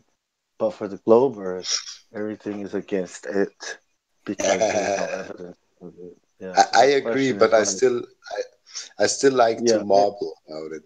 It's assuming, like they first have to assume that their model is correct, and then they'll straw man and say, well, if the Earth was flat, then this wouldn't work because it works on a globe that they've already assumed. No, but like I still like to I still like to get conscious of the best globe arguments, like maybe still things we haven't looked upon yet. For example, like and like I said, this guy who made the model where it actually works on a flat plane, but it's completely different from the EA map. And he actually found a potential answer for the sunset in the southern hemisphere. Now, I still like to seek those points where you could say, oh, that's still some kind of a cracker for the flat Earth. That's still some kind of, we don't really know. And I would like to, look at those points still, like, so if anybody in here would like, for a minute, turn into advocate for the globe, what would you say is still an argument for the globe if you really try hard?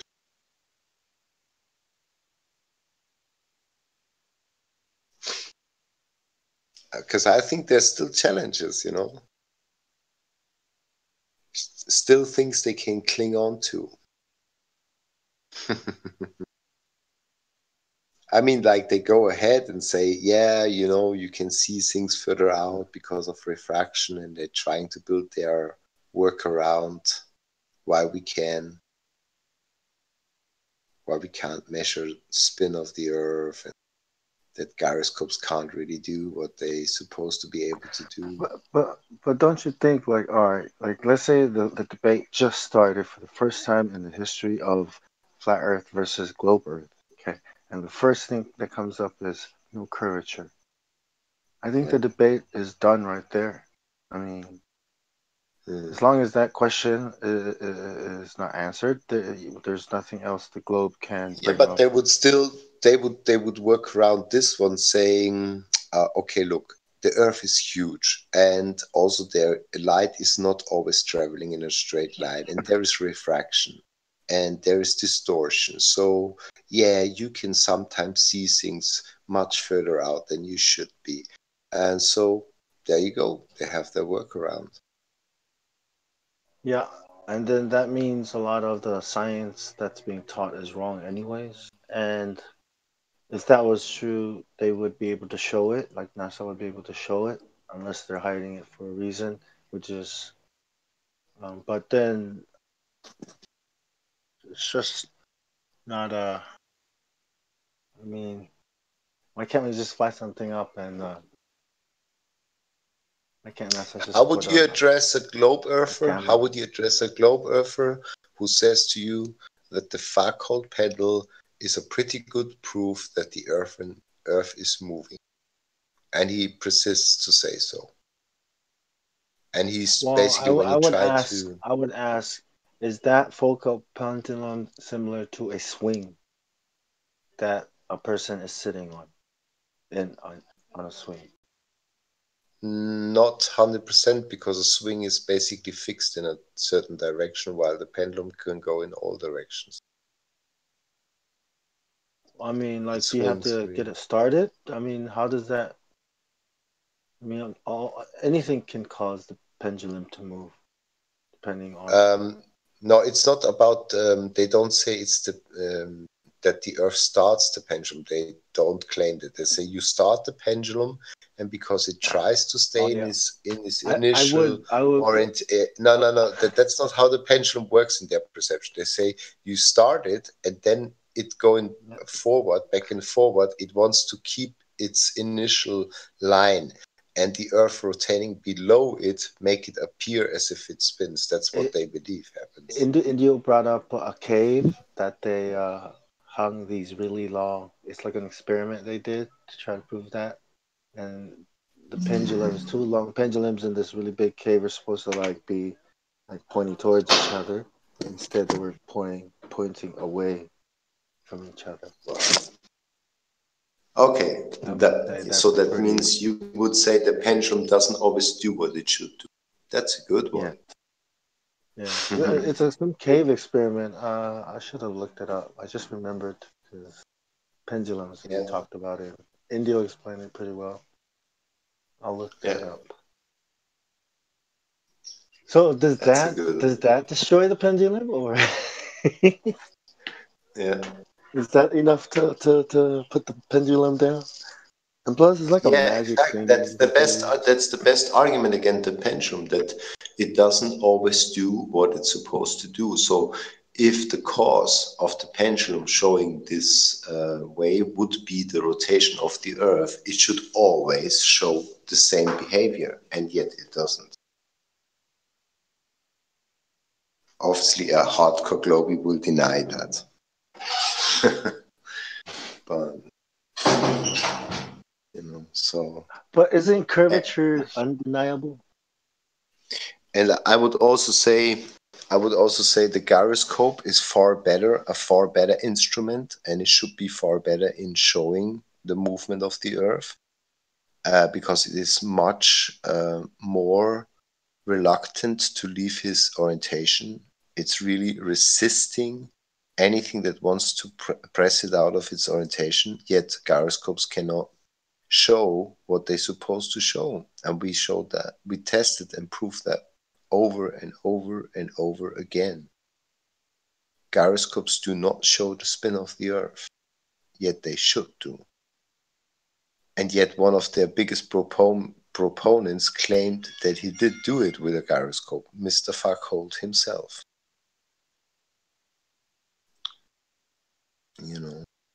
Fughold's pendulum. Yeah. Yeah, Fughold had also Fughold's gyroscope. It's not that much known by most people, but he claimed that he used the gyroscope showing the spin of the Earth.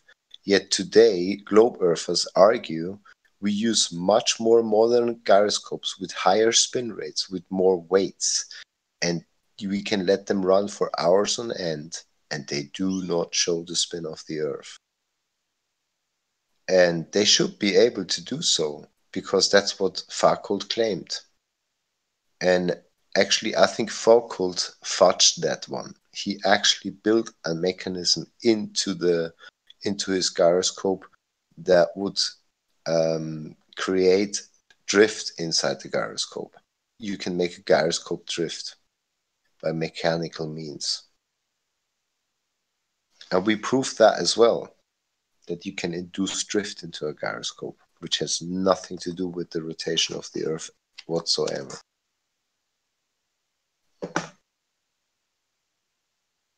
So the Flat Earth movement is definitely not empty-handed anymore.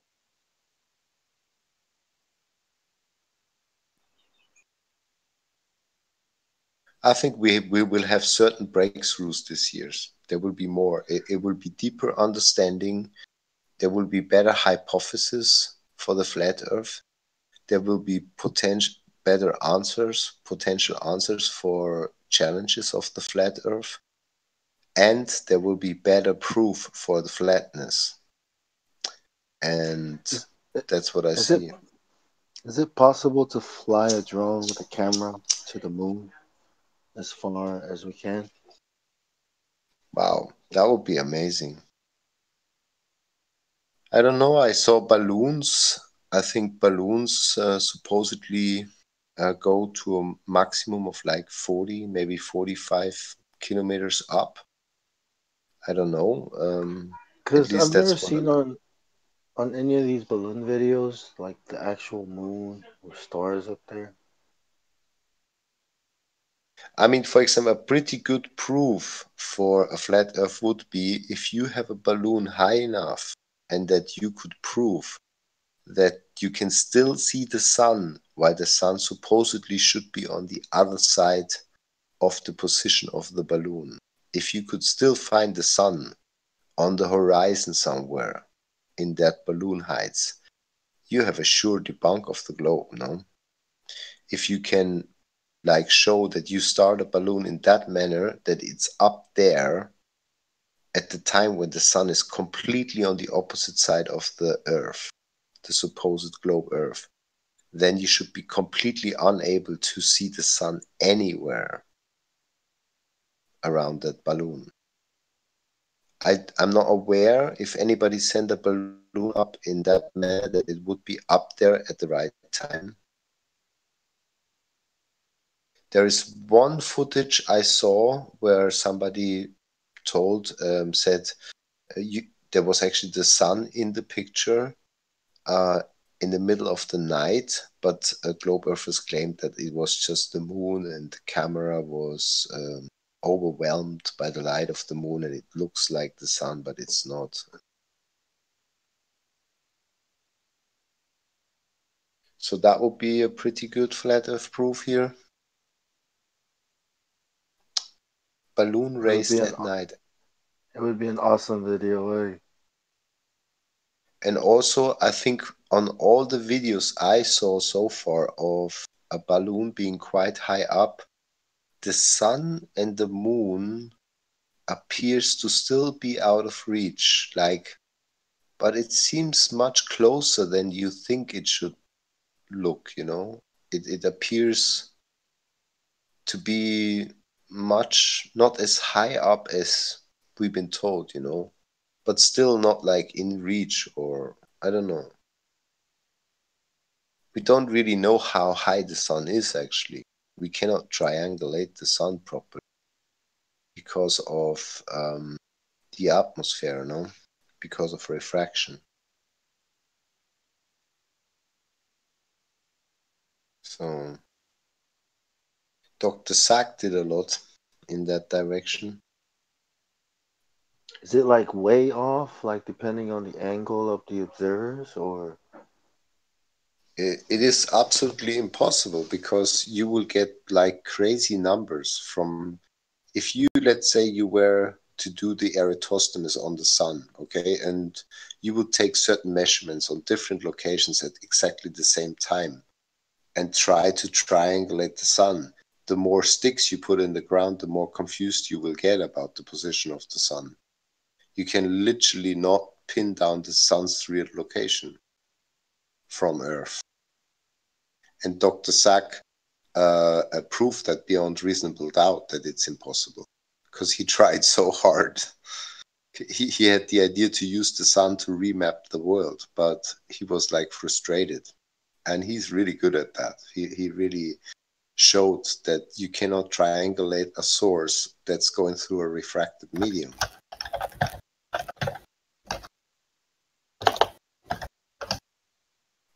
Because all you triangulate is actually the projection of that source. You don't see the source in its true location.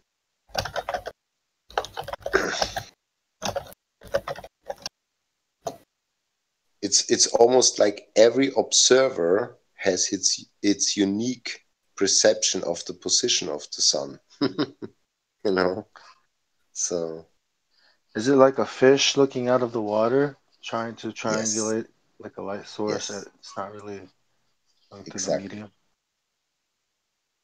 He did a particularly interesting thought experiment, and also a physical experiment by placing a map on a flat table, putting nails on it, and had a light source above that table and a lens between the light source and the table. And he showed that it was absolutely impossible to correctly triangulate that light source above that lens. And that the observer on the table, ignoring the lens, would come to the conclusion that he lives on a spherical table by observation and mathematics, if he would use the Eratosthenes assumption. Yet the table isn't a sphere, it is absolutely flat. So very interesting. And he said the more measure points you add to that experiment, the more confusion you will get.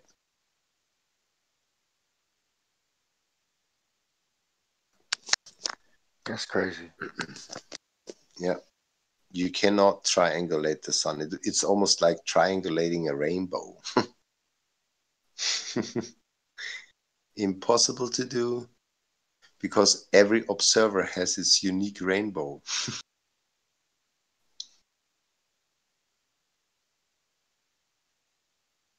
And it's literally fair to say it, and you can prove that claim anytime to anybody.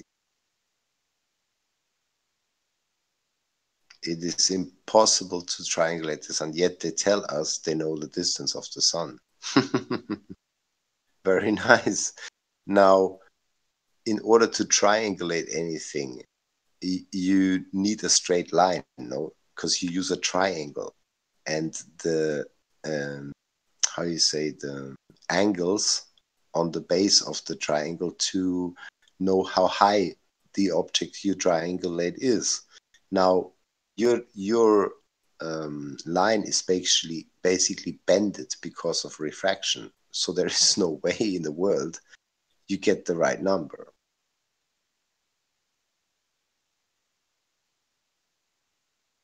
You cannot triangulate something that's bended.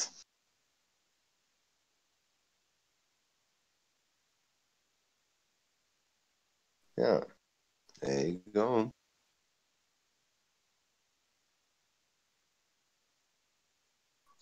What about 4 locations, like a square, 4 observers, like that form like a square, and then observe the sun? It doesn't work as well because, like I said, let's assume the sun is a physical body, okay, some kind of plasma ball, whatever. It emits light, but it emits it through different layers of a medium on every border.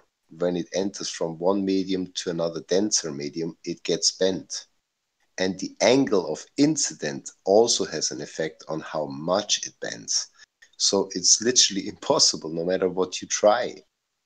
You cannot use lines on something that bends. You know, you would have to come up with a method to calculate exactly how much it bends, and then you might get somewhere. You know, and then you have to straighten the line out mathematically. Something like that, you know. So it is hogwash when they tell us they can triangulate the sun. They can't. It's impossible. Not down here from Earth.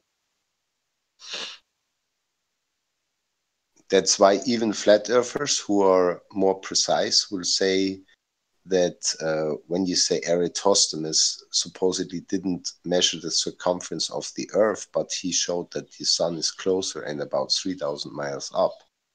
That doesn't go as well, because even on a flat Earth there is an atmosphere, and refraction is proper science. You can actually observe and test it and learn about it. So there is refraction even on the flat Earth.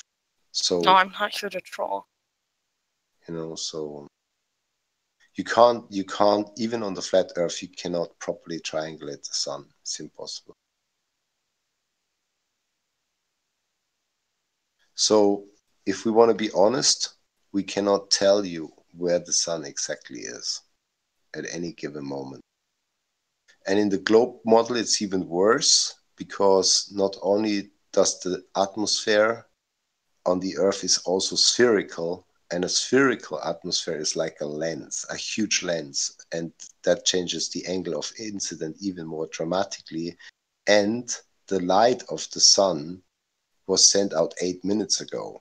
So it's even worse. Like, you never see the sun in its real position, and it's worse on the globe Earth.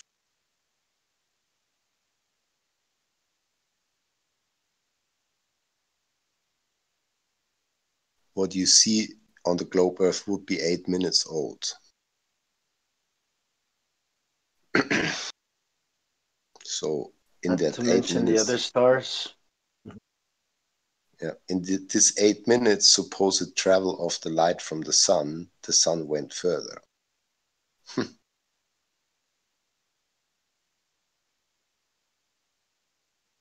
So that bends your triangulation line even more. What if we start with 2 people standing next to each other, looking at the sun, and then we, write it down, and then we take a step away from each other, write it down, and we keep doing this for, I don't know, 3,000 miles or something. Like, when will the the positions start to not line up? I mean, is that possible? No, unfortunately not.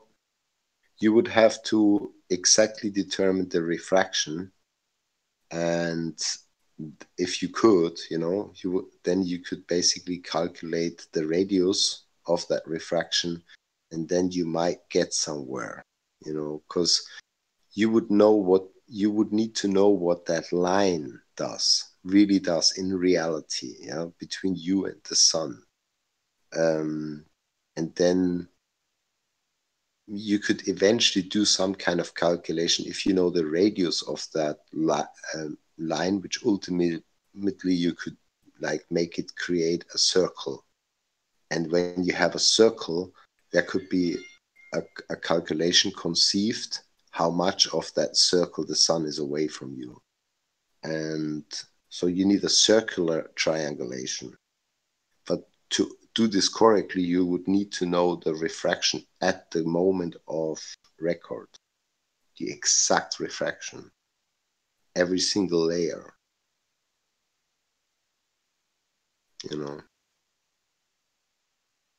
So it's much more complicated, and on the globe model, it's even more complicated because you would have to consider the movement Why of the can't we sun. just go? Why can't we just go by the apparent position that the observers see, rather than trying to, like assuming the weather is, similar, the conditions are similar. But here's the trouble with the apparent position. The apparent position is basically on the globe model happened historically, so it's behind you. It happened backwards in time 8 minutes ago. Then there is the refraction it went through, and then it arrives with you. Okay, so this line you would have to calculate. On the flat Earth, the sun is closer and smaller. I think the chances are bigger you could actually accomplish that task. If that's reality, that you could somehow, with one single position, calculate the true distance of the sun. But still, you would need to know how much the light bended towards you.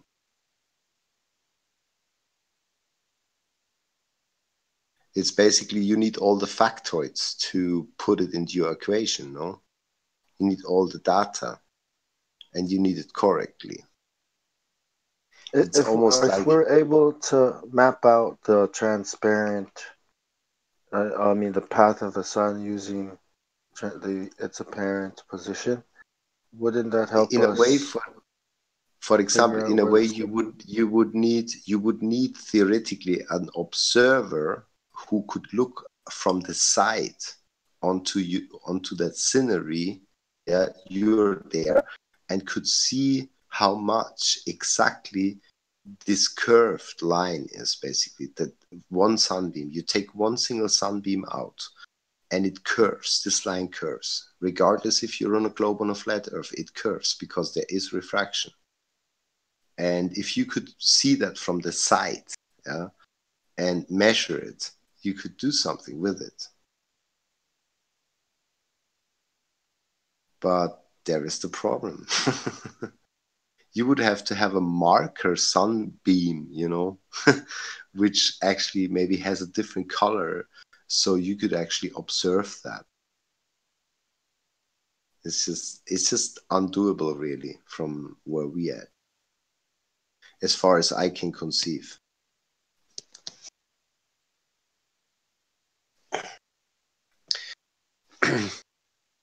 Because if you don't know how much every single step it's bent, your apparent sun, then you cannot create that circle, yeah, which would enable you to calculate how much that is in real way, how much this is in meters or kilometers or whatever.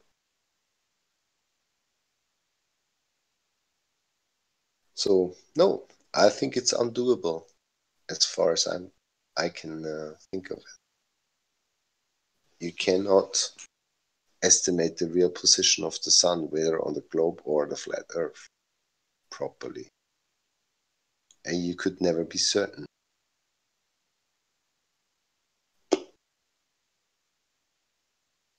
Even the size of the sun is a problem, really. Because you don't know if you see the sun in its real size.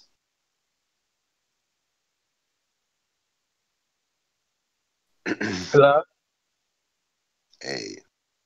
Hi, I'm kind of in the process of losing my voice at the moment. Okay. Hmm. I can hear you well. Okay.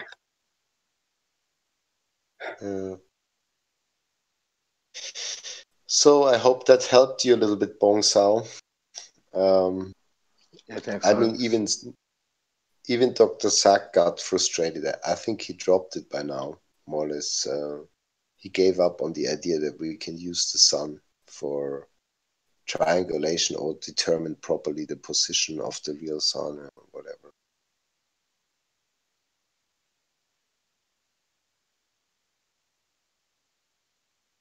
And as long as we can't determine the real position of the sun, all our calculations will be guesswork.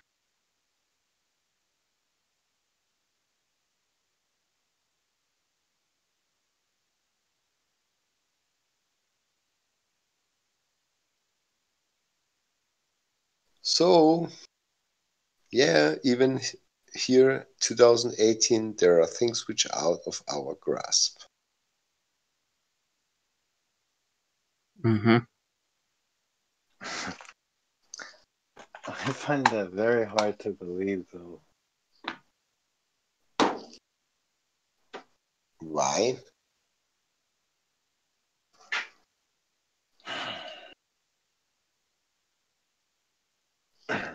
I mean, like it's very logical. If you cannot pin down every variable of a calculation you want to do, if you don't have all the variables properly and precisely, then how can you have a proper calculation? You need all these data points,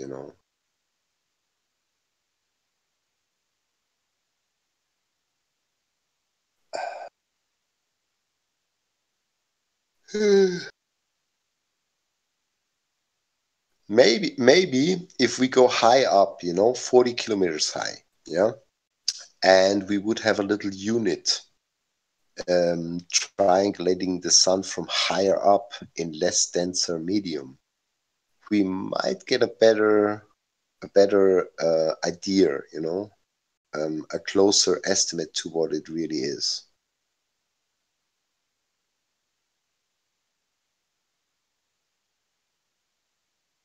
See what I mean? Yeah. Because there's less medium distorting it, and I don't know if it's possible to have a balloon raised up so it's up there exactly at like when the sun is in its highest position, and have like some kind of little experiment on board that records the measurements we get, the shadows and everything, What does that mean, anyway? Like, I mean, we have like, these we have data.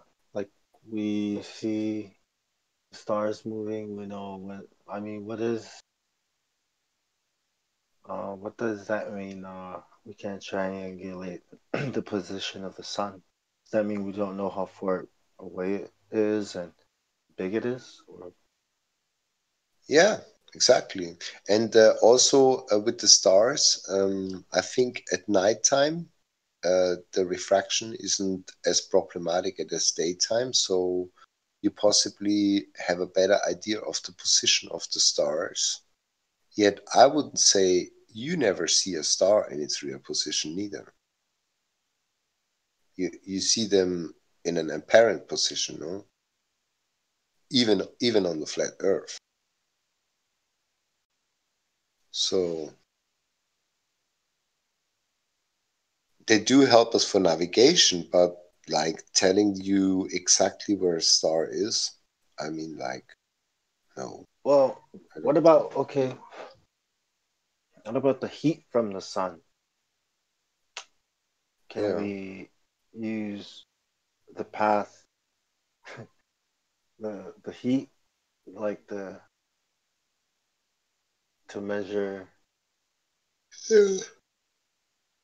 That would mean we need to know and understand how much heat it has when it's sent out and how heat behaves through all the mediums until it arrives with you.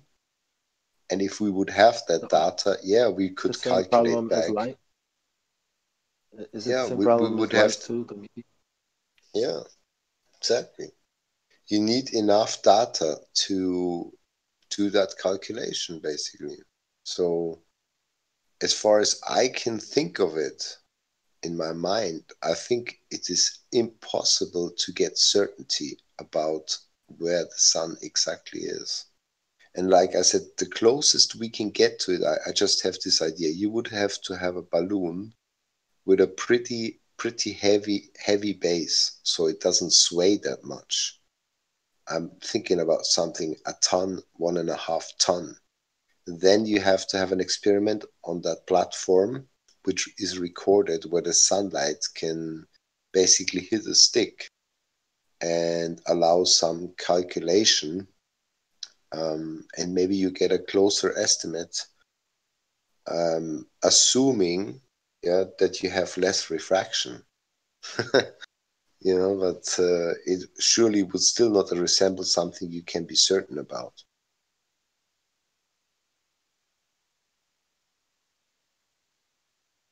So we the greatest literally assumption the greatest assumption in measuring where the sun is assuming what the sun is, that it's the actual opposite. Yeah, exactly. And then if you Yeah, but imagine that the heat that we feel, does that mean it has to be solid? Yeah, what is the reason for the heat? I mean, if it's, for example, you can put food under a red light and it will warm it up. It's actually the reaction to the long wave red light that heats up the whatever it hits, So where does the heat actually starts? Is it the rays hitting the ground and the rays themselves heat up the ground? Or is heat traveling from the sun to us? You first have to understand what creates the heat. What is it, And I think it's basically certain waves which excite the object that it hits and therefore create a higher vibration which is perceived as heat. Yeah, makes a lot of sense. So it is like much more complex than people think. It's not that easy. You can triangulate a light source on Earth where you can go and check it then because and you can calculate some kind of diffusion factor into it and say, because I know that light bulb is 4 meter high. And then you do your measurement, and if it comes out 4.05, then that 5 behind the comma is just the atmosphere, But when you try to triangulate that thing up there, where you have no fixed data where you can go and check it if it's correct, and also even the size of the sun, the perceived size of the sun. I mean, it's shining through an atmosphere. It could be magnified, it could be demagnified. I don't know, like even the size of the sun is an issue to have it nailed down properly. Do you think NOAA knows what the sun is? And if you think about angular size, I mean, how do we supposed to know when you look at an object that's in front of you, yeah, and you use angular size? Now, this object could be huge and further out, or smaller and closer in. By angular size alone, you cannot tell how big that thing in reality is. You know, it's just, it could be huge and far out, or it could be smaller and close by and have still the same angular size. So, Yeah, what about crepuscular rays? I don't know. I tend to believe that even corpuscular rays do not really help us to pin the location of the sun. Maybe give us a hint, but there is something strange to the property of corpuscular rays as well, because you cannot go around corpuscular rays. You could not like circle around them. They seem to travel with you. They are almost behaving like a rainbow as well. You know, so somebody pointed that out, that if you were having an observer on a lakeside, you know, both looking at the same corpuscular rays, they would still see it from they wouldn't see it from like opposite directions. It's just, there's also a thing, it's unique. Even that street the sun creates on the ocean or the moon creates on the ocean, it actually walks around with you. So it's not fixed in place. It's not, how you say, it's a projection. It's not really a fixed observation. This street in the ocean seems to be personal for every individual observer and always pointing at the observer. So, yeah, no, we can't. I'm just telling you, we have to accept we cannot be certain where the sun exactly is, how big it exactly is. We cannot. I would say in best case, we could get an estimation. And that could be still wrong. It's a dead end road. I'm sorry. Very frustrating, no? Is there a halo really around the sun like that? Like, I mean, cause is that where halos come from? Like on those Jesus pictures? Hmm. The sun halo. Well, sun worship. I think people say you can see that when there's an eclipse. I don't know. So, yeah. Look, I mean, if you look at Dr. Sachs' work, you should have the fun and go through all his videos from the beginning. You can see that he's pretty bright mind. He's very good at mathematics. He's fantastic with using his AutoCAD software. And he dropped the towel. He gave up on it. He was like, it's impossible. You can't. And he's pretty good, you know. It's literally saying his conclusion is you cannot successfully triangulate the sun and be certain about it. Is it alright if we keep trying though? What? I'm just kidding. Well, yeah, you can keep trying, but as long as you don't have all the data. I just had this idea because of our little exchange here that maybe a high altitude balloon with an experiment on it measuring shadows could give us a better grasp, maybe, but I don't know. Are you saying we have our own triangle? Everyone has their own triangle.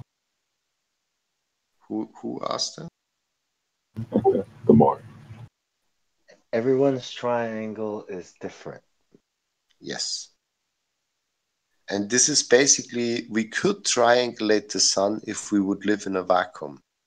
but this is not the case. So, and Dr. Sachs showed that with his spherical table experiment, that you're incapable of triangulating the source because all you triangulate is the projection. And you would get confusing results. The more observers you add, the more confusing it will get for you. It will never meet at the same point.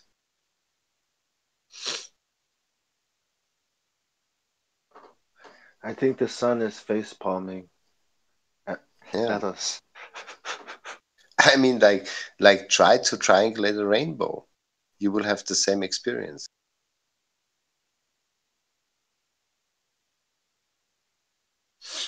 You can't triangulate a rainbow. The sun is like, there's only 12 hours in a day. So, no, you can't triangulate the sun. It's impossible.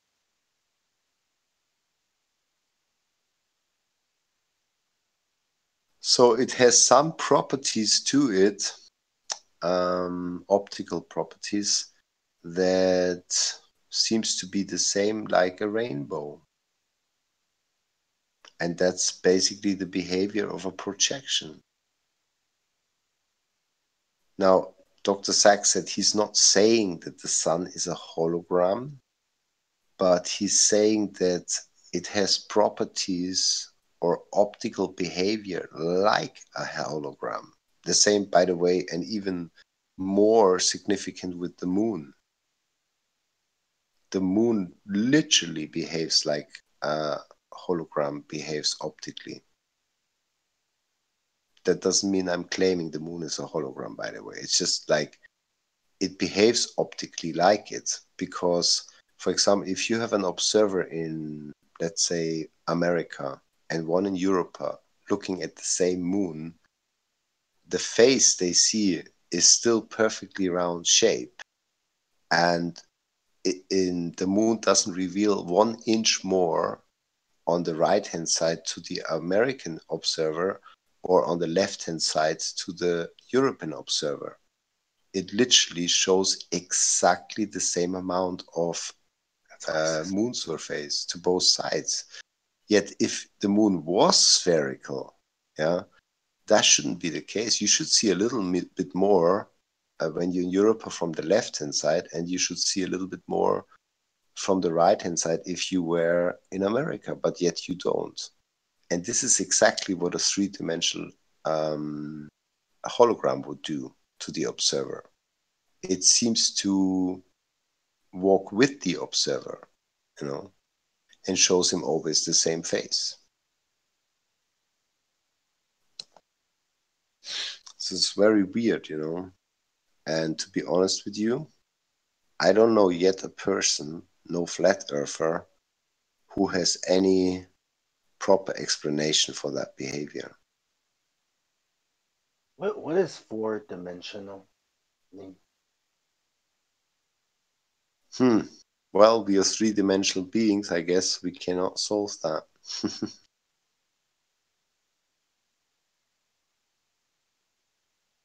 I thought I was smart until I asked myself that question. Yeah, but you know what is for me, a pretty interesting conclusion from what we talked about for the last 45 minutes, 1 hour? When they claim to you that they can tell you where the sun is, it's hogwash. It's bullshit. It's rubbish.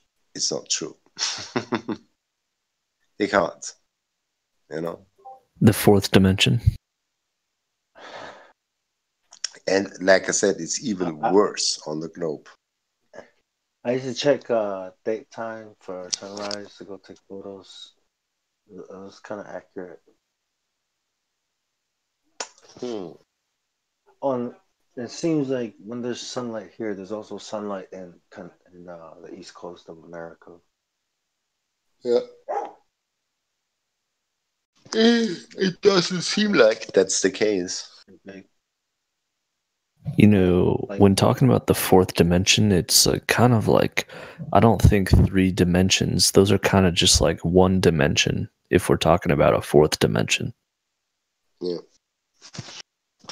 I didn't understand what you said. Sorry.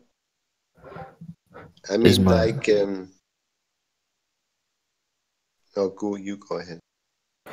Well, I was saying, like, because 3 dimensions is generally referring to, horizontally, vertically, and depth-wise in crude terms, but a 4th dimension is referring to some other type of thing that's not really a direction. So in that case, it's like the first 3 are just 1 dimension. Yeah, kind of makes sense to me, what you just said, but it's a theoretical construct in a way, so yeah. So there is no 3 dimension. I guess it just depends on the use of the word dimension. Yeah, you can say if you use the word dimension as to define directions in a room, yeah, in a material room, then yeah, there's heights, there's width and length, expanse, so yeah, helps you to understand. Does it exist in geometry though? Like, is that something that only exists in math, but not? No, it's a theoretical. It's a theoretical construct, obviously, because we can't observe it. If you go from observation only, let's say you were try to do this thing with the sun and use as much observation as you can make. Like I said to you, it escapes us. Our observation do not give us the necessary information to do a proper calculation. If you haven't got enough variables to do a proper calculation, you can just drop the towel and I can't do it. It's impossible. And what I mean with observation is like surely measured, like factoids. You need like factual measurements where you can say this one is sure, at least,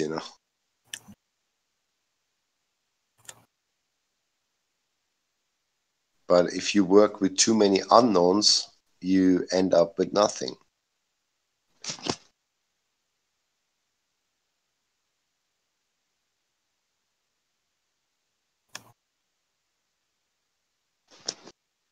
And maybe it's not for us to be able to crack every secret yet. Well, when you're talking about 4-dimensional space, the 4th dimension is time. It depends on what you're talking about. Geometry or Euclidean. Yeah, we were trying to get closer to any idea that could help us to know what the sun really is, where it really is, what size it really has. And what I was saying, like, it's impossible from where we stand right now. I've been thinking about that for a minute, Hans. Because I work outside, I have for years, and it always seems like a light right on top of me, beaming right above me, just baking me. Like a heat lamp at Burger King. Yeah, I mean, like, we do assume that the best shot you could have would be a place on the earth where the sun really hits straight down. I mean, like 100% straight down. Supposedly, because of what we know about refraction, that's the only moment where that line is actually really straight. And in that very moment, you might get the best shot at how high up the sun really is. So. Yeah, and that's assuming just because it was overhead that it'd be straight through instead of refracted. I mean, even if you're straight down on a prism, it'll still scatter it and refract it. Yeah. I mean, like, for example, you could say that if you put a light beam into an aquarium, like straight down, you will actually see that's the point where it has the lessest refraction or displacement of the light beam.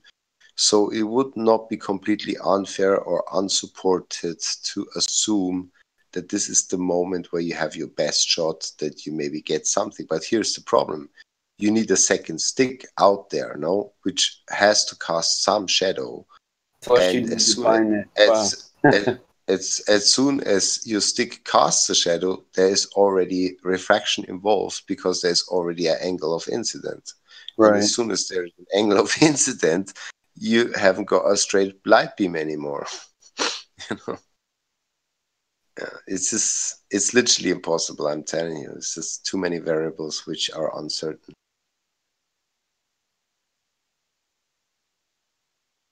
And I cannot perceive any way to have something more certain about the position of the sun, to be honest, the real position.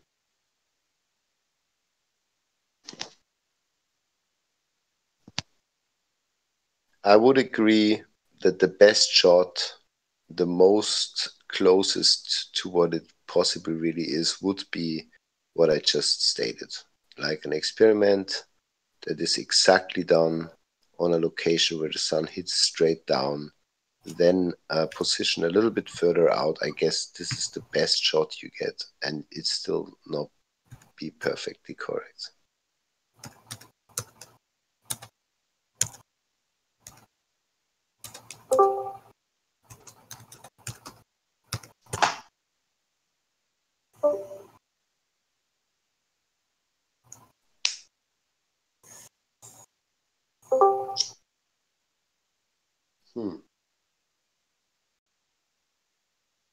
And I guess the more further out you are from this position, the less reliable or the less closer your outcome to the reality would be.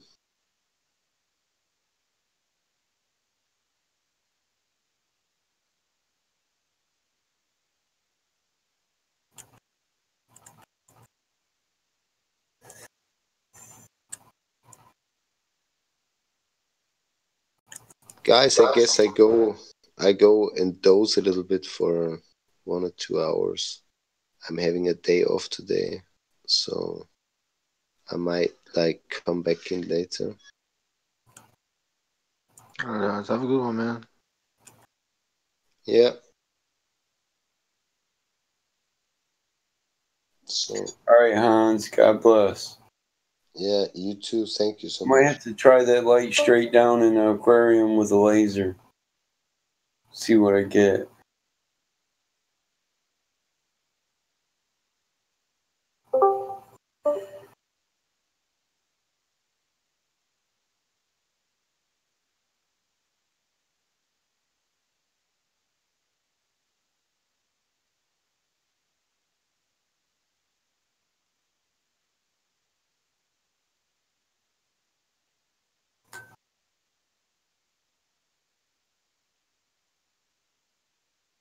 I think I'm gonna buy me one of the P1000s just for the hell of it.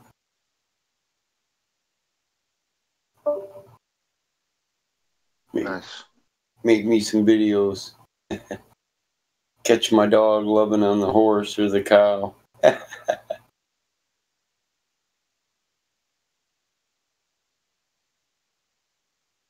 Shit cracks me up. The older dogs, they go out there and group the cows up into a bunch. The younger dog, he walks right up in the middle and chills with them like, "What's up, my cows?"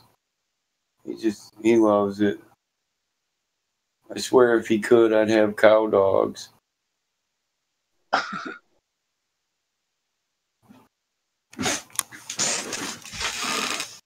it's cool, man. Or even cow horses. We got a pony he thinks is his lover. Thinks this is a cow? No, cow's a calf. We got a pony. Baby horse. Yeah, thinks it's a calf. It's a cow. Oh, he thinks it's his girlfriend. He's always humping on its leg. It's funny, too, because it just shakes him off and walks away and looks at him like, "Dude, it's crossing the line, dude. Crossing the line." My daughter. You live and learn. Yeah, my daughter thinks it's the funniest stuff. Like, if she goes and rides a horse, she takes a dog with her, and he follows them both. He loves them both. He thinks the horse and the girl are his, you know.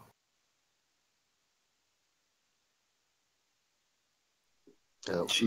She thinks she's king shit. Like, yeah, I'm riding this big ass horse, and I got a pit bull following me. I was just thinking with all this sun and moon talk, what are the chances that the light of the moon comes from the sun? I know. And refraction causes the blood moon. But not the way it does on the globe model. Exactly. What are the chances? Maybe.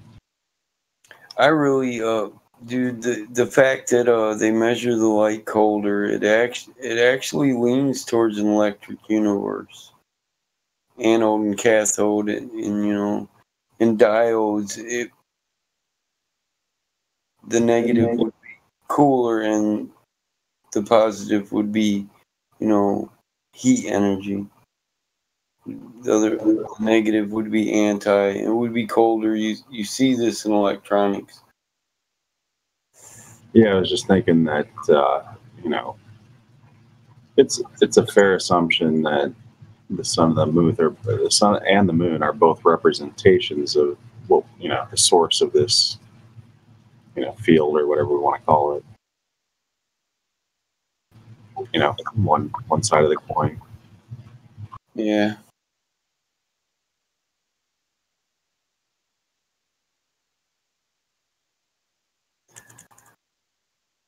That one guy, he's doing some good videos on the electric universe. Like how it could affect weather. How electricity could make rain fall. Now, I was gonna watch the primer fields. You're gonna watch the what?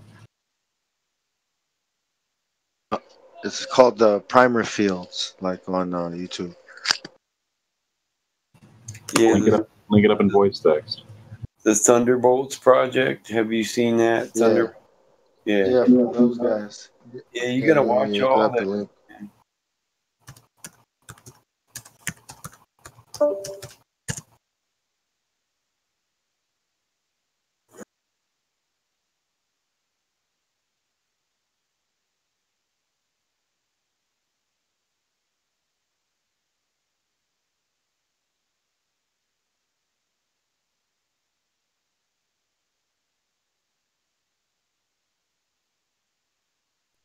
I checked that in voice text for everyone. Thanks, man. Yeah, I see them both.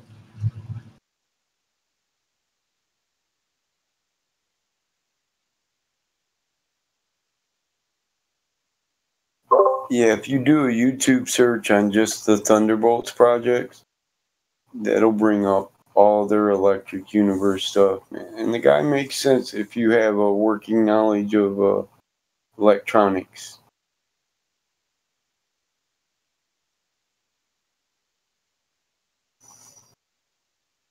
I mean, I don't claim to be an electrical engineer, but I learned the basics in mechanical engineering.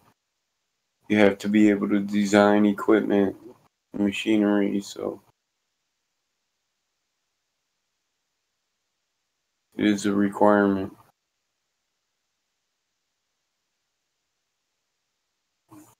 But I mean, I can research. Yeah.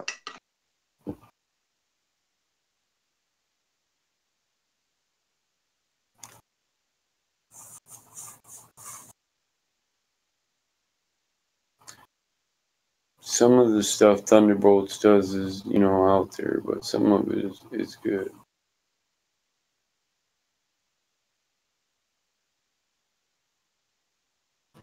As with it all, right?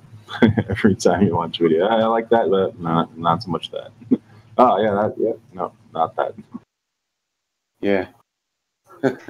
Yeah, not. Yeah, not. Oh, no, yeah. Yeah, I mean, he gets into his Saturn, Nibiru, and the Holo, you know, hologram science, all that. Yeah, so the guy that was in here earlier sort of expands this model into, outer space, so to speak. Like, this is an explanation to have outer space, too.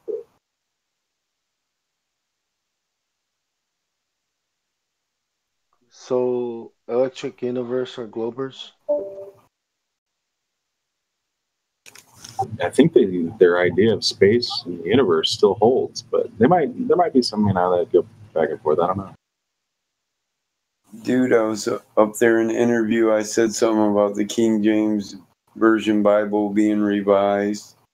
Some KJV authorized version only Christian jumped all over me, dude. I thought, dude, it's been revised. That's all there is to it.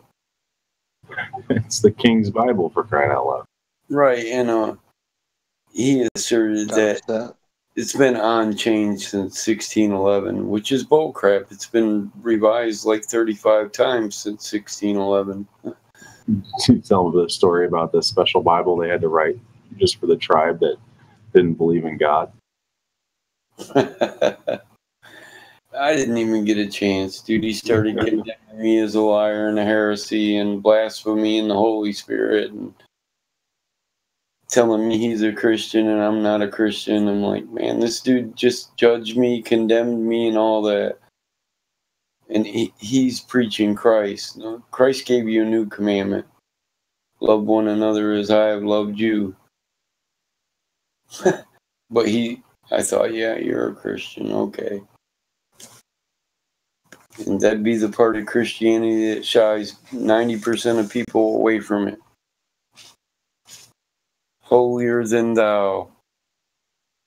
Yeah, just as an echo chamber for people and coming on here and saying things and expressing themselves in this way, for them just to hear it themselves sometimes it's like, hopefully you just hear yourself. Even if you're not listening to everybody else, understand what you just said and maybe you'll learn from that.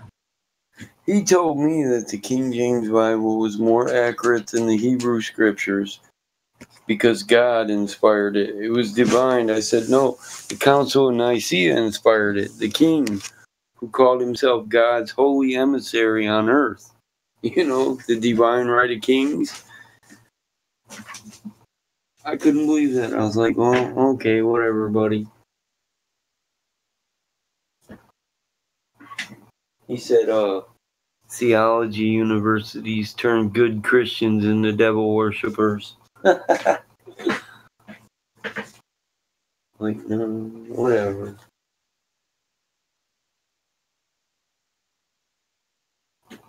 I'm sorry. I'm getting there, man. I'm getting closer to picking up some scriptures. I definitely am paying attention here to how this whole thing unfolded. Sort of the history of it. A lot of people have a lot of different beliefs, and where those come from. And just taking out the parts that are controversial and focusing on an interpretation. For myself. Yeah. It's like if you follow a Judeo belief and you worship the God of Abram and you think that English version of what he wrote or what they wrote or what Moses wrote is more accurate than the Hebrew or the Greek, then you're being naive, in my opinion. Because you got 100% faith not in your God, but in the translations of a man who probably didn't speak Greek or Hebrew. And there's just too many instances where you can mess up the translation. Like you can take a plural that's given to God. Hebrew and Aramaic, they have a plural as in numbers and a plural as in respect. And you can take a plural of respect and make it into a plural of numbers, and that's where you come up with the Trinity. For example, like when the king says something in a kingdom, he says, we decree this. He speaks for everybody. So when you talk to the king, if you said El is God, or he's the king, and you called him Elohim, And the Ohim is a plural. It's a plural respect. As in, if the king was talking about we decree, it's a respect that he speaks for all of us. It's not a plural of gods. There is no plural of gods. Abram believed in one God. One God. When he gave a plural to God, it was a plural of respect. It wasn't a plural as in numbers. You see this in Aramaic, Hebrew, Greek. Sort of like implying greatness, like responsibility for all. Exactly. It's a plural respect. The exact same way a king speaks for all his people. When he says we, the king is plural. He's the ruler of the kingdom. And that's your first clue. If you can understand that, that's your first clue that when they say Elohim in the Bible is for the plural of the gods, it didn't mean the gods. It's just a respect, a way of giving respect to El, the Most High, El, Elohim. I mean, Abram called him by many names. Adana, Abba, Allah. He did use Allah. El Shababa, Elohim, Jehovah, Yahuwah, however you want to pronounce that. That's translated multiple different ways. El Shaddai, or something like that. Right. See, I mean, you know what I mean. And I'm not trying to deny the religion by getting to root words. I'm trying to know the true religion. I mean, to say I deny Christ when I'm trying to get to the truth about the teachings of Yeshua Messiah, not Jesus Christ, but Yeshua Messiah, it's just asinine. Because we know you don't train. About the Hebrew alphabet, like, and the numbers, like, is that how turns to a number, like your Yav, Hav. So you can give numbers. And the English.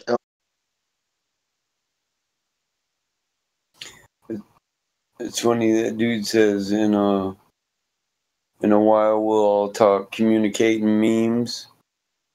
Make you wonder about hieroglyphs. The kids do that with emojis. Reminds me of cuneiform, that ancient tablet writing. Yeah. It's like, man, it just looks like a bunch of lines. Yep. I wonder if somewhere in there is the swipe left and swipe right insignia. They got a joke in there. Swipe left if you're down, swipe right if you're up for it. Just the swipe away. You're right.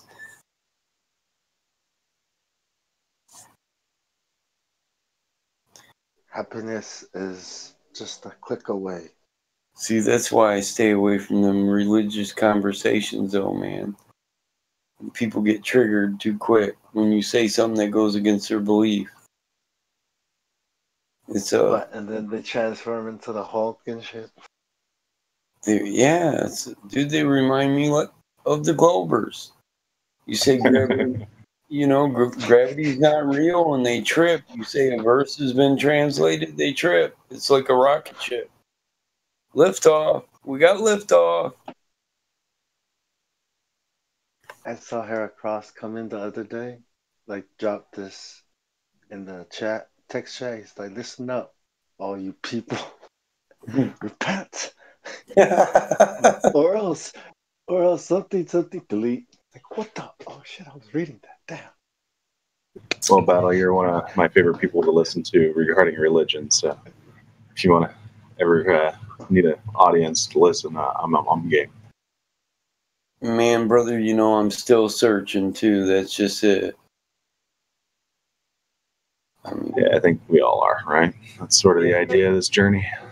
Yeah, the more you study religion, the more it's just like science, the more you absolutely have to accept that you just don't know shit. And the agnostic people that take that agnostic view of life and God, they look more welcoming because they have to be way more content saying, well, yeah, there's a God, but man, don't know shit about him. That's got to be comforting. Instead of which prophet do I follow? Which path is the path? Do I pay my tithes or do I pray 5 times a day? You know what I mean? If you're studying the Bible, I think you should like start with Jesus and work your way back. You know, like because that's kind of like what the whole thing is about. So if you know that, as you read through it, it'll be like, oh yeah, you know, Yeah. the whole dealing with sin story. You know, like, That book back and forth so many times, and then I just decided I wanted to know where it came from and why other religions deny our religion. okay, or you can just call that the narrative. Right. The mainstream media. Well, you got to story. wonder when there's 2 other Abrahamic religions on the planet, and they're both in agreement with the conflict against Western Christianity. You got to wonder, don't you? Yeah, but I think there's still like if we believe in God and there's a Holy Spirit that's helping us understand, that's talking to us. So, you know, and if he's helped you understand through that book, like where what truth is, kind of points it to this, you know, thing. Yeah, I like to think whatever brings you closer to God and gets you to act more godly is working for you and it's your path.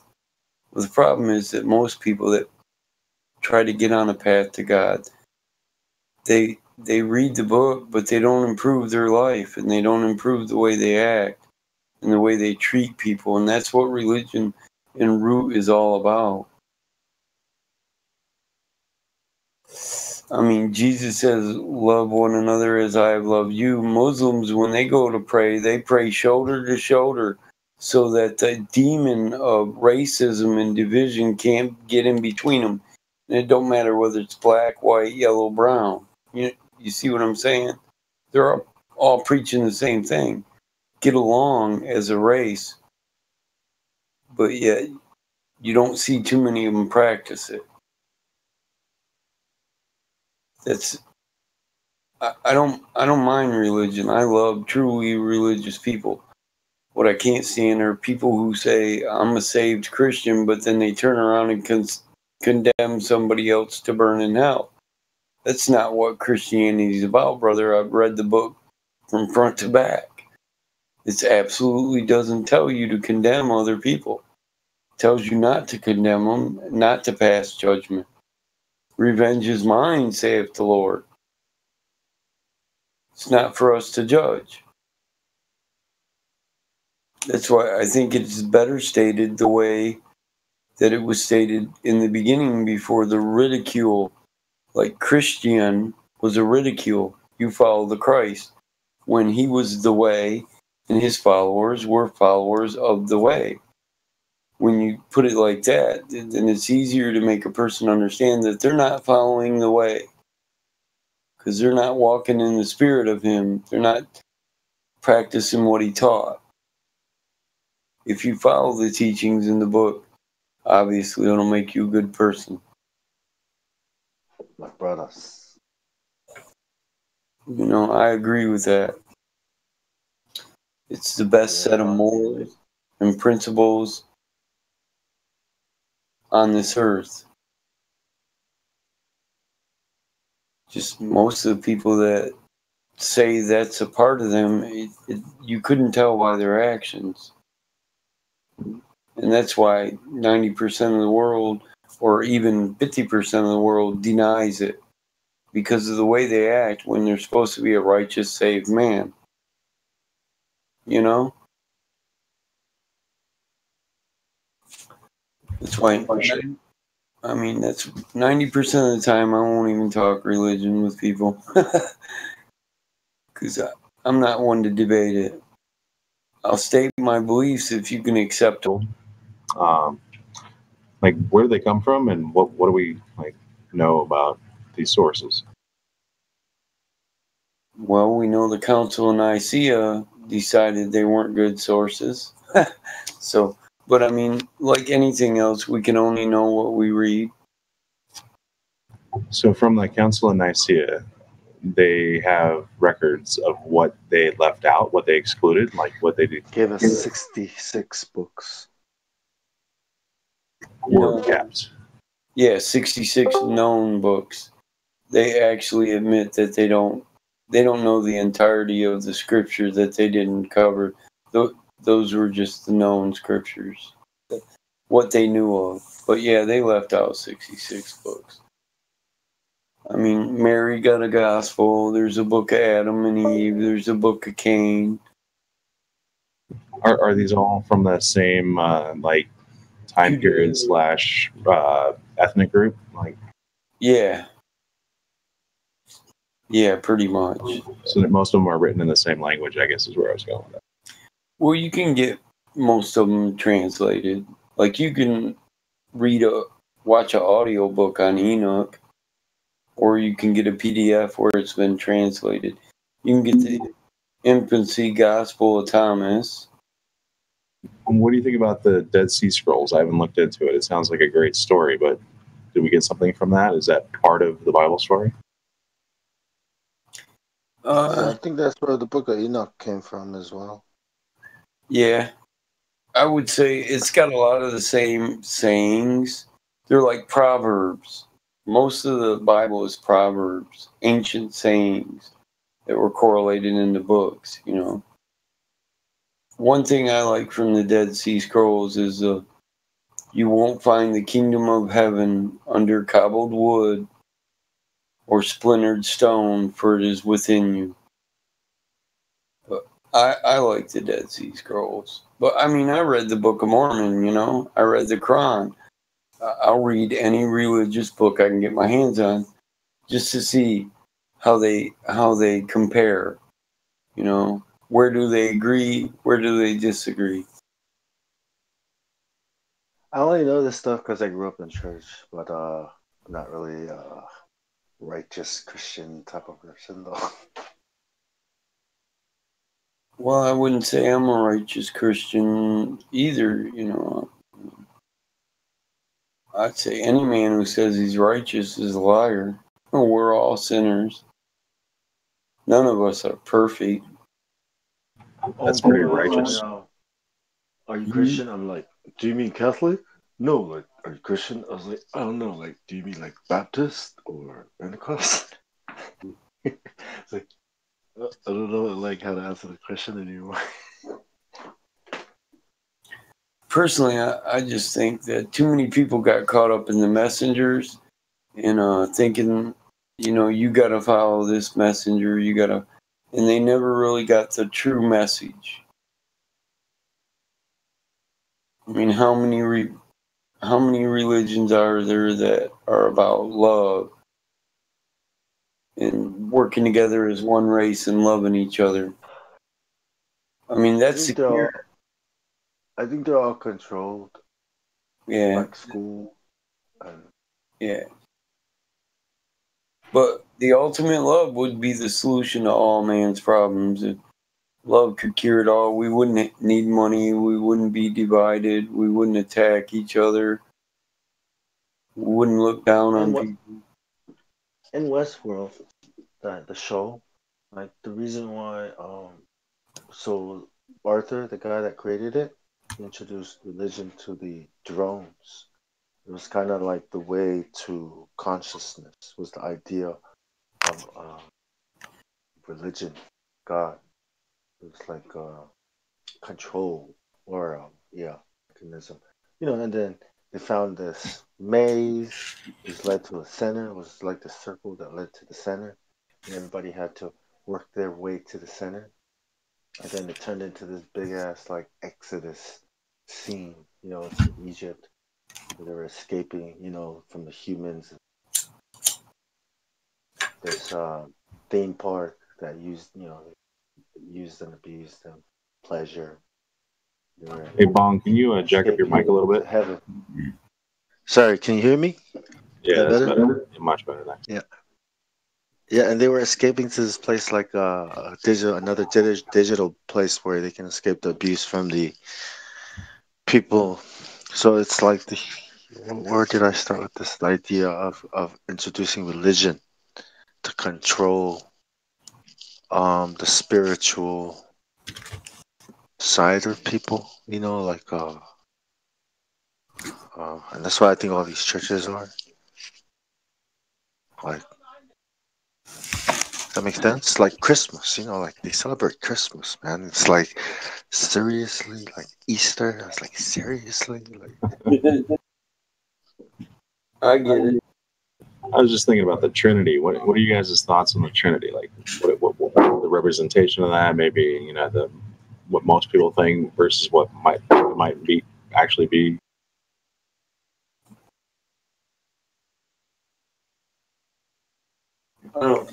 I personally don't I believe thought in Trinity. I think about it like the body, the spirit, and the soul, or something like that. There's your flesh and your mind, Mind and spirit. and your spirit that animates something like that. That's the closest I can make sense of it, the Trinity, like how God works. But then Jesus has a mind of his own and a will of his own, and probably to be man, so he has a spirit, a body, and mind. Yeah.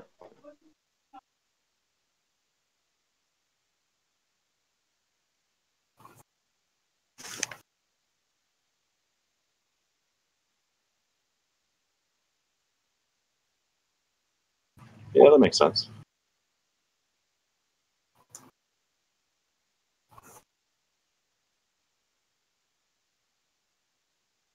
And Jesus says God is spirit. He said, worship him in the spirit, for he is spirit. So that means you have a spirit, and you can worship to God the Father, who is a spirit.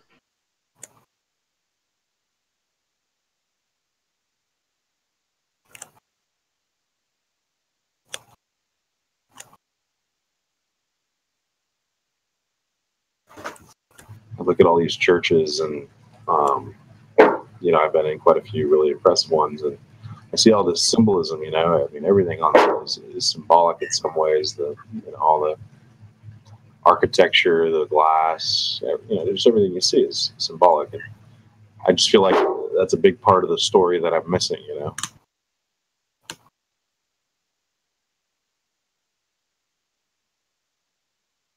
Yeah, if you look at the Masons and the leaders in the scientific community, they're all up in the spiritual side of science.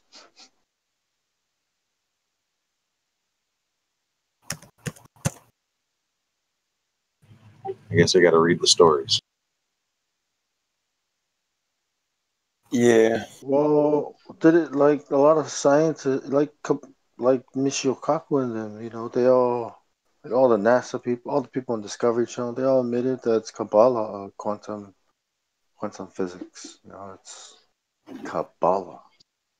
They say it like this, Kabbalah, and it's like.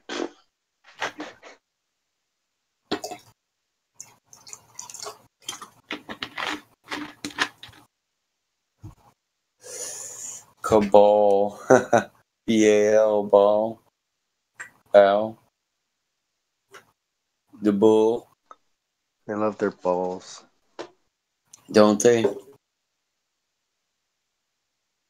It's Ball, Ball, Shababa, Odana Ball. all these balls. Father Ball, Grandfather Ball. I like that. The saying Father Time, like literally time is a human construct. He changed that song to I'm on a ball. I know that's what I want to start asking Glovers. Are you on the ball? And when they say yeah, I say bounce up and kiss my ass. And Hey, yeah, that was pretty good. You're on the ball. Yeah. Yeah. No, I'm just saying. I'm not literally. I'm just. It's just okay. Whatever. Dude. My old redneck uncle used to say that stale joke. Keep your eye on the ball. Yeah, if you're on the ball, bounce up and kiss my ass. That's how he. If he can dodge it, if he can dodge a wrench, he can dodge a ball. He also used to say Ewins and you furs. I'd say, "What's a Ewins?" He'd say, "You fur." Like, what's a fur? Is it you call me a fucker? He was from Kentucky. Well, at least he lived most of his life in Kentucky and came back. You know how to make moonshine? You know how to make moonshine, Mike? Do I? Yeah, you need a still. You can run a still. I make wine. I make homemade wine. What about bananas? Can you make it from bananas? I'm sure. I don't know. I don't know if bananas ferment. Never tried that. Guavas? What about guavas? A guava? You can make liquor out of potatoes, man. So I'm sure they all ferment.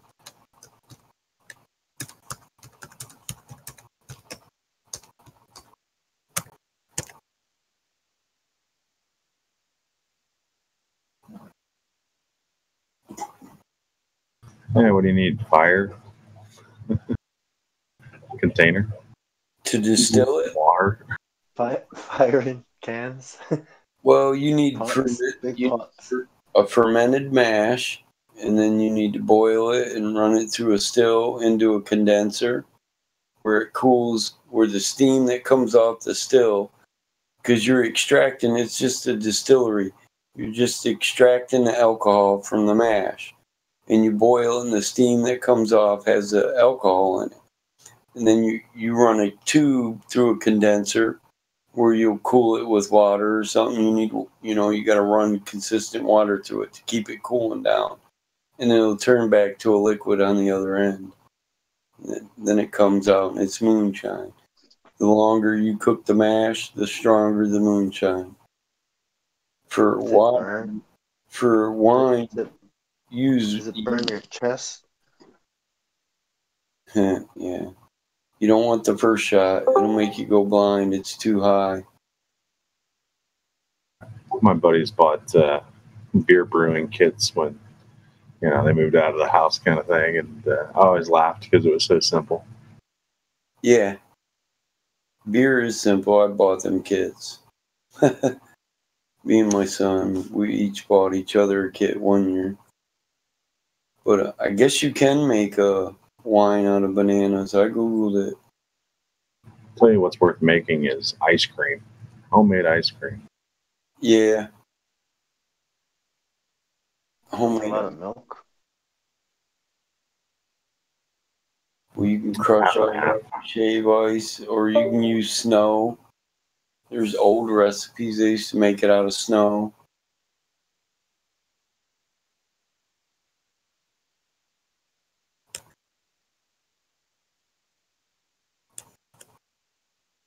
Make it out of raw milk.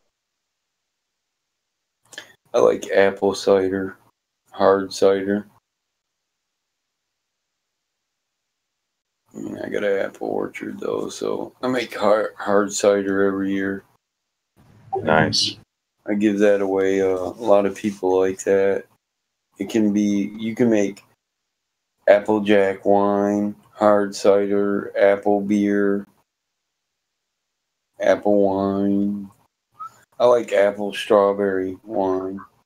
Apple orchids are useful. Yeah. I like apple strawberry wine. That's my favorite. Mix apples. Like some apple pie, some homemade ice cream. All right. Now we're talking. Getting hungry. Hard cider, man, you heat that up and serve it warm. That's the best way to drink it. A little cinnamon on. Yep. When it's cold in the winter, that's me and the kid do shots of hard cider. The hard cider. I had a bottle of that I forgot about. It was like 3 years old, man. My brother-in-law come out one day, was digging through my toolbox and found it. It was in the back of my toolbox. And he's like, "Can I have this?" I was like, "Man, that shit's old as hell, dude. You can get a fresh bottle." He's like, "No, I want this." And I swear a half hour later, he was projectile vomiting. So drunk he couldn't stand. I swear he puked it all up and he absorbed enough that he passed out. I was like, oh my God. I dumped that shit out. I was like, yeah. I'm not going to let him drink no more of that. My brother-in-law is kind of a lush. Did he drink on an empty stomach, though? I think he did. I don't know. I think that shit hurts. He drank too much of it. Like, year-old hard cider is good if you tend to it right. If you treat it like a wine, you turn the bottle. You know, you got to turn the bottle so you don't get soot. You know what I'm talking about? It's the same way with wine. And you cork it right, and you keep it at the right temperature. And in my garage, shit, it ends up getting to 100 degrees. That shit was probably so fermented. Oh my God. I couldn't believe he drank it.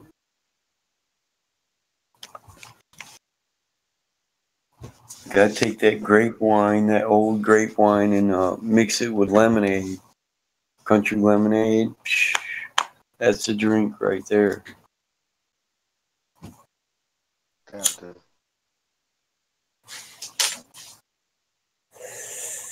If you play with wine, man, you end up being a wine drinker before it's over. You'll make it the way you like it. I'll drink wine or I'll drink liquor. I don't really like beer anymore, unless it's apple beer or hard cider, which pretty much apple beer is just hard cider with some wheat and barley's added, you know. I did like sake, rice wine. Yeah, kind of. Yeah. I do rice wine. I'll do shots of that. I like sake. That's good. I also like to go to them Japanese restaurants where you can watch them do everything and do the tricks with the knives. I'm hoping one day while I'm drinking sake, I can watch him stab himself in the hand. Their knives are sharp. I just can't stand hangovers anymore. I haven't had a drink. Mm-hmm. He's like, I want Chris Angel to be my friggin' sushi chef. Yeah, levitate, boy. Cut that shit up in the air. Sticking a knife through his arm and shit. Yeah, dude, you watch them demon magic shows where they're the videos where they're talking about demon magic and the magicians using the familiar spirits. I love the guy that uses the crystal balls. Yep.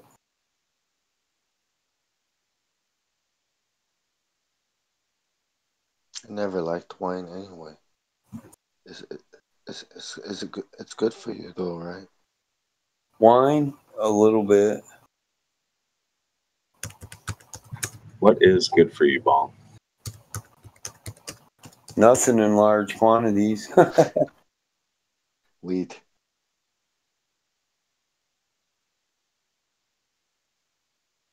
I don't know. Money? Same thing that's good for everyone.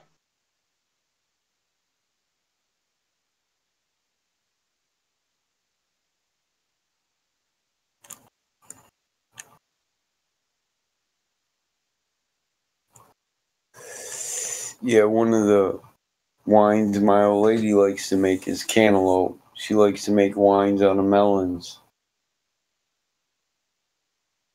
Honeydew wine. I always like that vodka punch.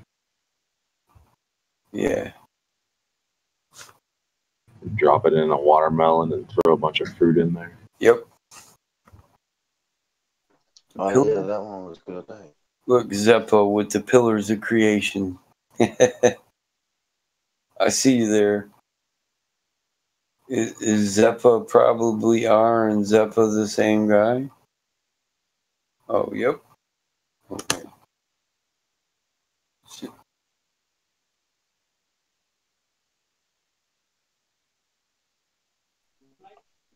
Yeah, I used to. I remember when that picture first came out. Yeah, me too. I had it as a screensaver. Kind of look like penis.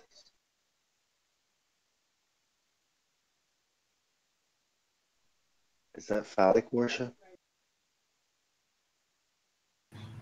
Yeah, Star Nursery. Why wouldn't it be, right? Damn. I was like, and then what? They send out the baby stars out into the universe? Yeah, where stars are born, where stars die. And when they grow up, they go over here and become this kind of stuff.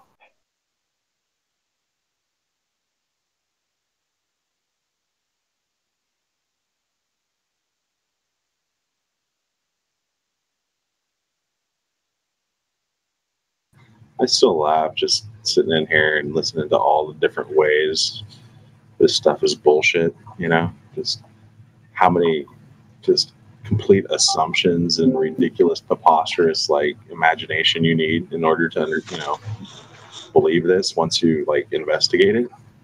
I mean, it still just behooves me. I'm just like, we have to assume that, and assume that? Come on.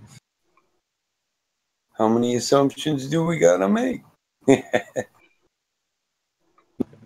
Endless assumption. Well, Michio Kaku says there are going to be aliens coming soon, so we're going to discover aliens in like next probably 10 years or something. I'm gonna have to go back to reading crop circles.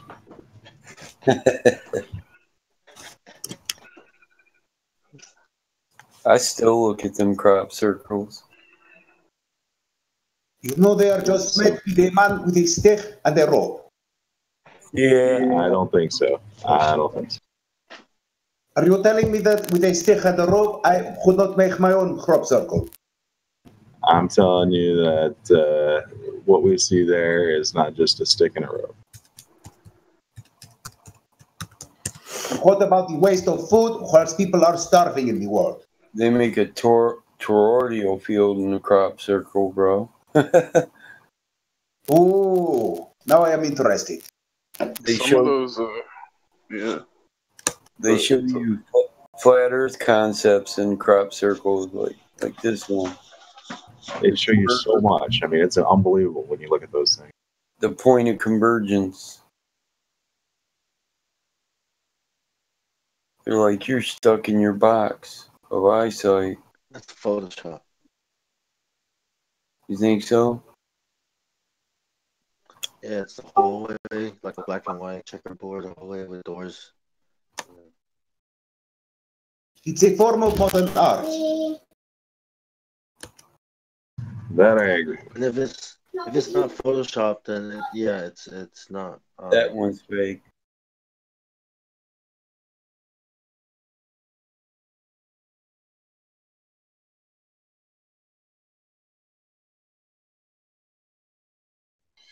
I don't know. I've seen some very interesting ones that are kind of like two-dimensionally encoded three-dimensional objects, basically.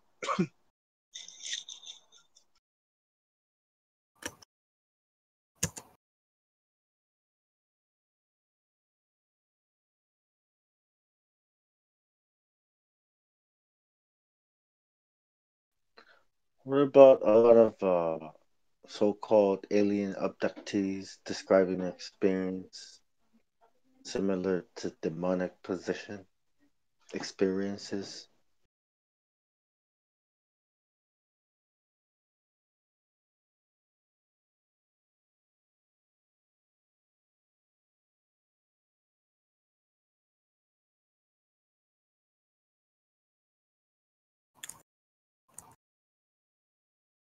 Oh wait, we've got some Masonic space aliens.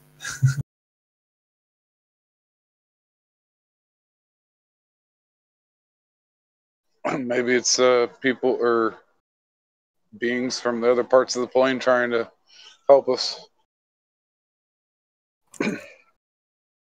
The Galactic Brothers of Light.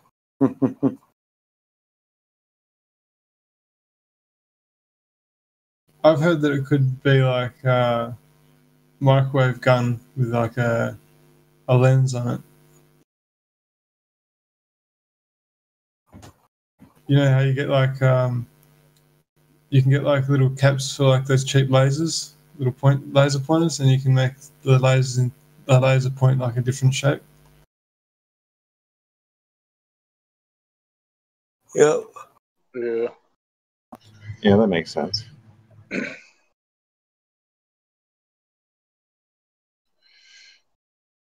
you guys ever heard of Information Awareness Office?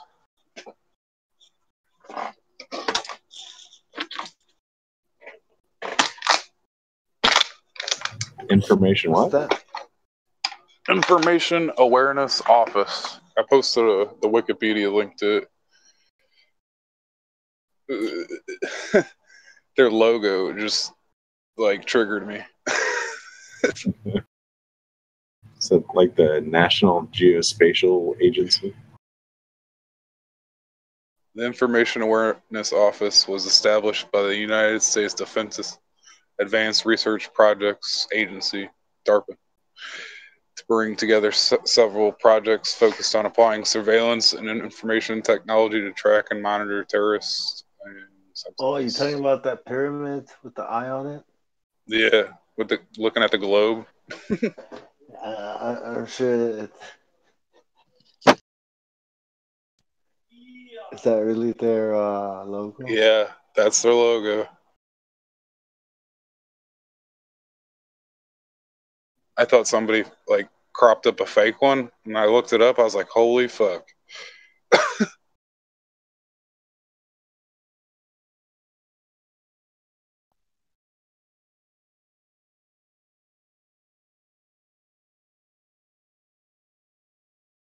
Whereabouts are you?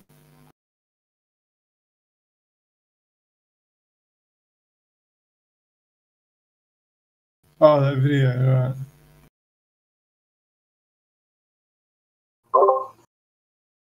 I'm still here. I was just checking that site out. This is like the what Big Brother type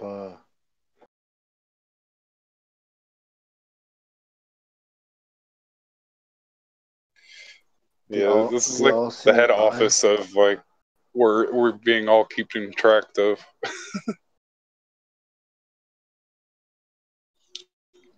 Well, it's a good thing we don't live on a globe, right? Holy shit! The sun's awfully close to the Earth.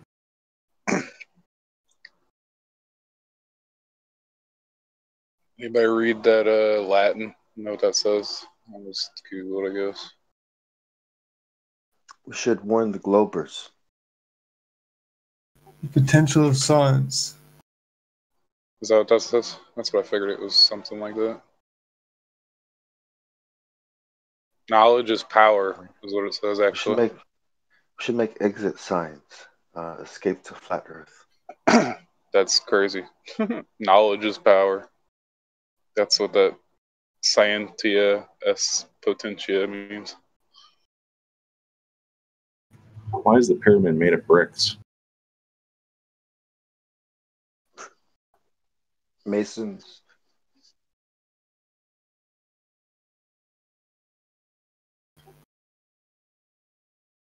they had to cut the cornerstones a particular shape. The builders.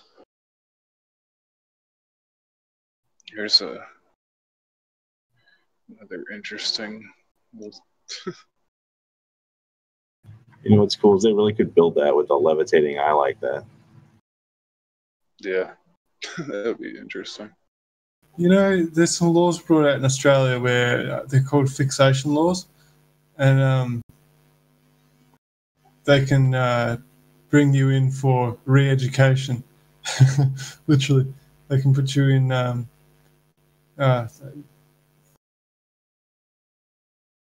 We got to find someone that's been through that process and bring them on here.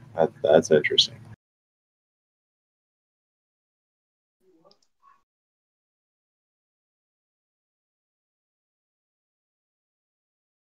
That's crazy.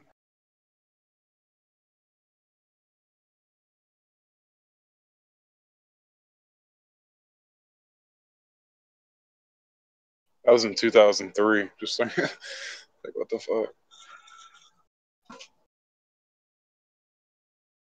Here we go. Fixated persons, a mental health solution.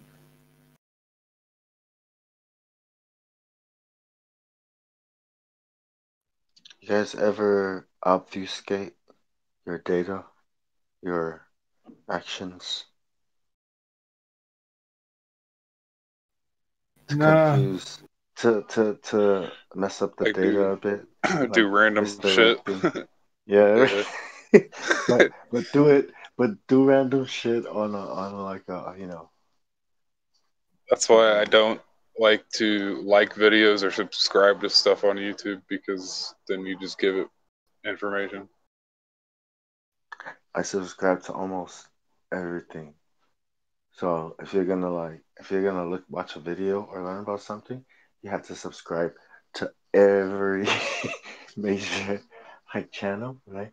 And then from there, just keep going until it kind of puts it in a body of like science or knowledge, or all like not to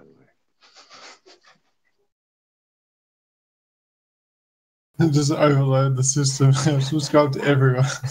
until you subscribe to like to millions of people. Have fun.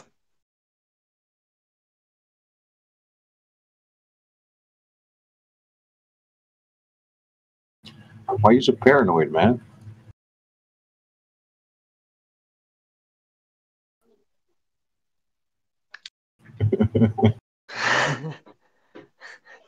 Use proxy servers.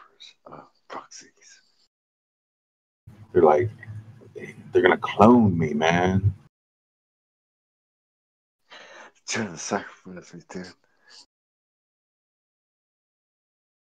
It's like they're gonna know all my habits. They're gonna know everything I know, and they're just gonna be able to clone my ass.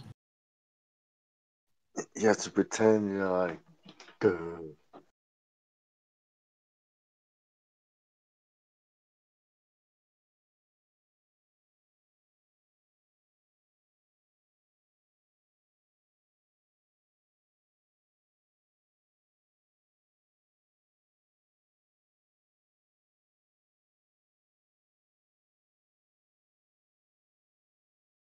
There's a guy who apparently got done on this mental health thing, this fixated persons thing, and he got released, but it was because he was investigating police corruption.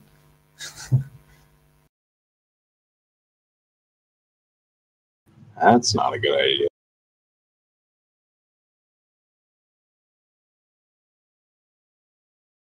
But the person he was talking to online, he didn't get out. I don't actually know what's happened to him, but the guy I'm talking about is Elijah Priest, I think his name is.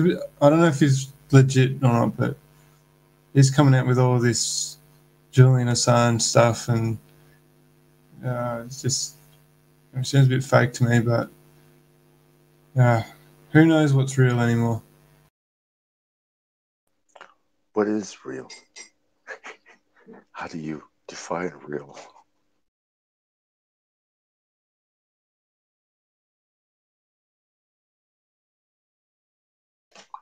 Cue real Morse speech.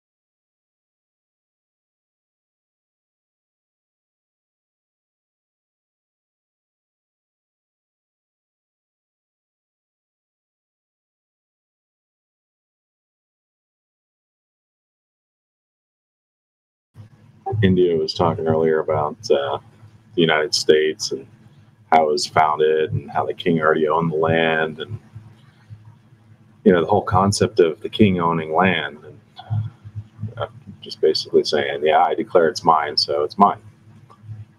That's basically how that works, right? The king just goes.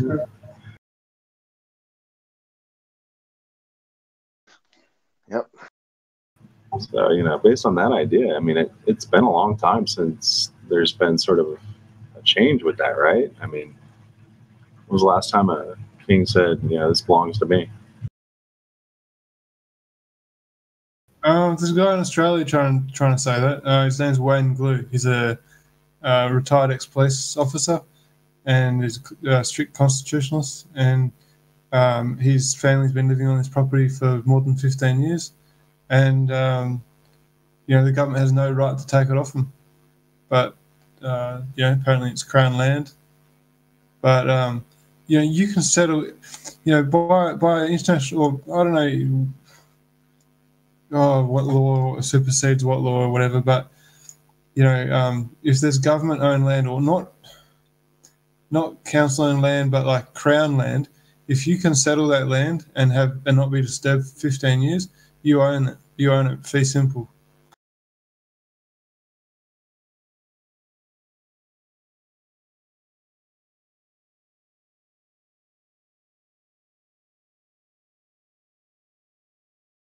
I mean, I think that's the whole, that's what the game's about: asset acquisition and population management. If they can stop people from, if you have to go out and seek permission to do shit, nothing's ever going to get done. Like, imagine having this level of technology 50 or 100 years ago, right? People wouldn't have gone out and asked if they could go and live on the land. They would have just took their washing machines, reverse engineered the fucking motors out of them, created battery solutions, and they would have just gone and lived on the land. They wouldn't have they wouldn't have even bothered seeking permission to settle land.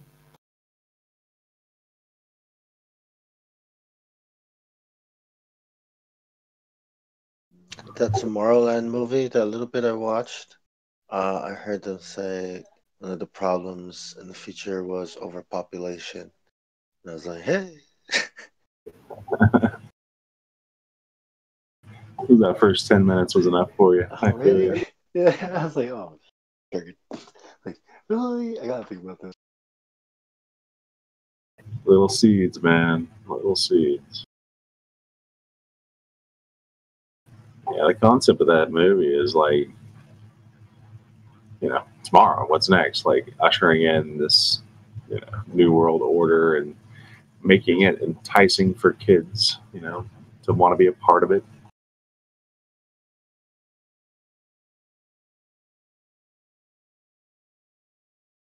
That little girl was like, I'm the future. Yeah, just like they captivated all the kids with the moon landing of, that generation. It's another idea, artificial intelligence mixed with, dimensions, and it's interesting.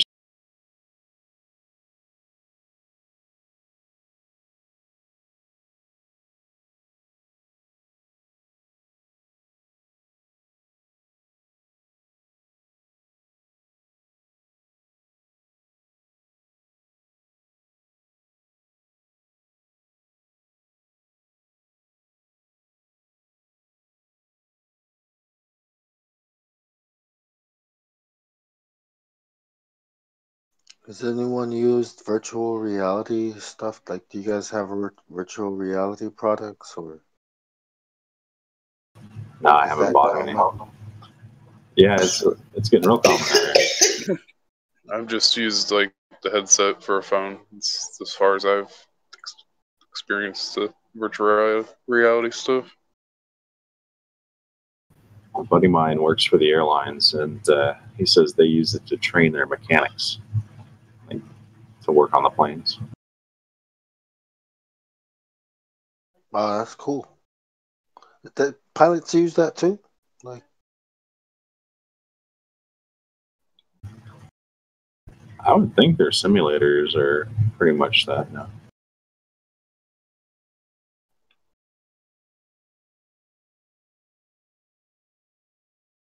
Man, I think we are over.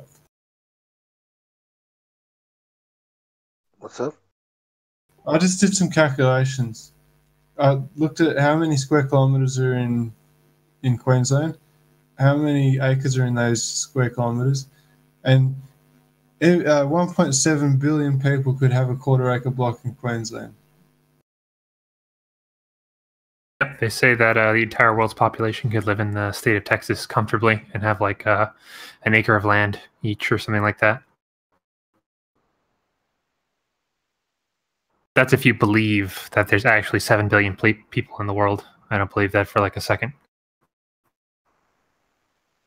The problem is stacking us in How do they know? 7 billion people.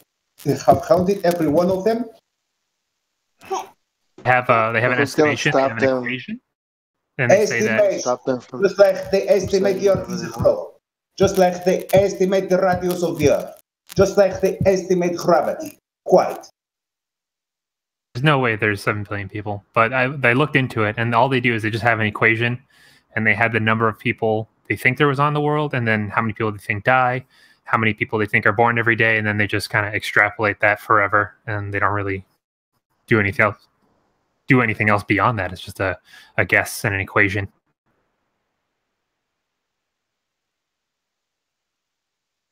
How many people do you think there are? If you go on Wikipedia, you can add up all the population for the top 50, I think it is, most populous cities in the entire world. And then you add them together, 500 million or something. And then, if you consider that most of the population anywhere is within cities, then I would guess that of people not in a city as are in a city. So I would just, my guesstimate would be around 1 billion, and as high as possible is 2 billion. That's it. Yeah. Yeah, when they say 7 billion, I think they really mean 1.7 billion. 7 billion? I would put it between 1 and 2 billion. That's like the most I think is possible. Yeah, I think they mean 1.7 billion. Oh no, they think 7 billion humans, like 7 billion. And they're like, oh, it's going to go up to 9 billion soon. They really think that. Yeah, I was thinking the other day, like, I want to go through like Google Earth and just count every single house that I can. But I know it'd take fucking forever, but count every house in the city and then times that by 3 and see what number I end up with. Yeah, no, you can get maybe you could do like a crowd picks like a county in a state, and then you can kind of add up all the houses and stuff.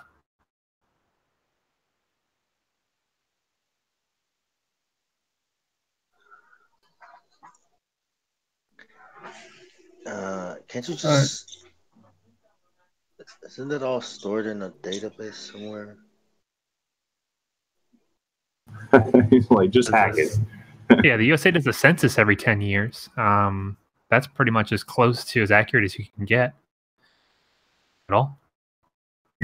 I'm sure the military has counted every man, woman, and child on Earth. Man, I think the only way we're gonna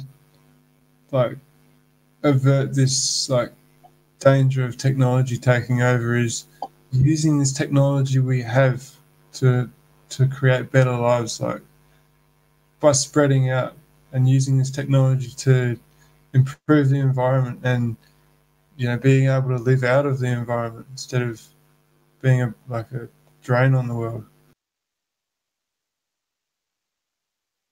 With all this augmented reality and shit, it's all just, we're gonna have automated destruction.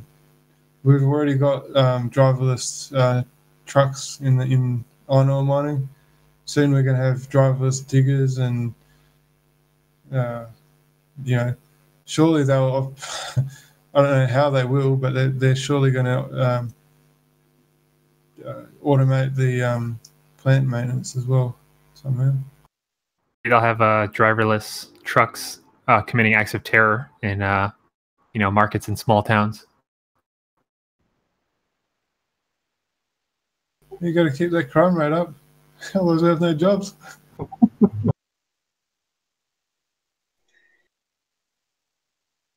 Proof, but if you're in any city, just drive 10 minutes out of the city and it's completely empty everywhere. So most of the world is basically empty. I was thinking horses could be really useful during like the zombie apocalypse.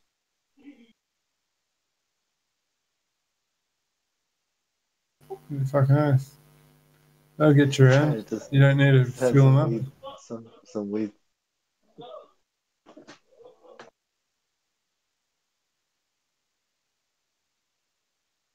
You guys ever see Bezos in his big suit, robot thing? The owner of Amazon, he built that big robot that he was inside of. Dancing around on stage. Like an exoskeleton? Yeah. I guess I gotta post a link.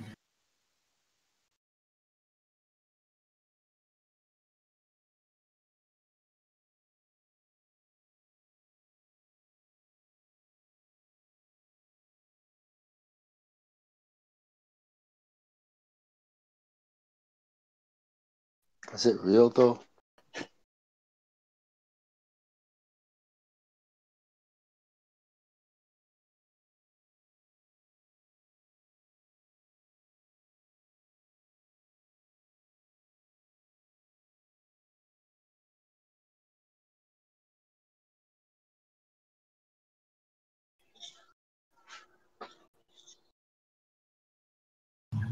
Chef is on it. My bad. Like looking for it. Maybe that's the exact link I was going to share, anyways. Just thinking about like walking, protesting in one of those. I wonder if you can automate it. Hey. Holding the big Flat Earth sign as it walks down Main Street. Like in RoboCop, where there's like that scene in like Tehran. They're like, oh, the terrorists in Tehran, and they're just like trying to shoot these fucking robots that they're being like policed by. Yeah, you have to bulletproof it. Light, maybe like light titanium or something like Kevlar, and maybe some weapons just in case. Not deadly weapons, maybe like rubber bullets and smoke grenades and like, tear gas or something. What do you think your local cops would do if you just started like walking down the street in that thing?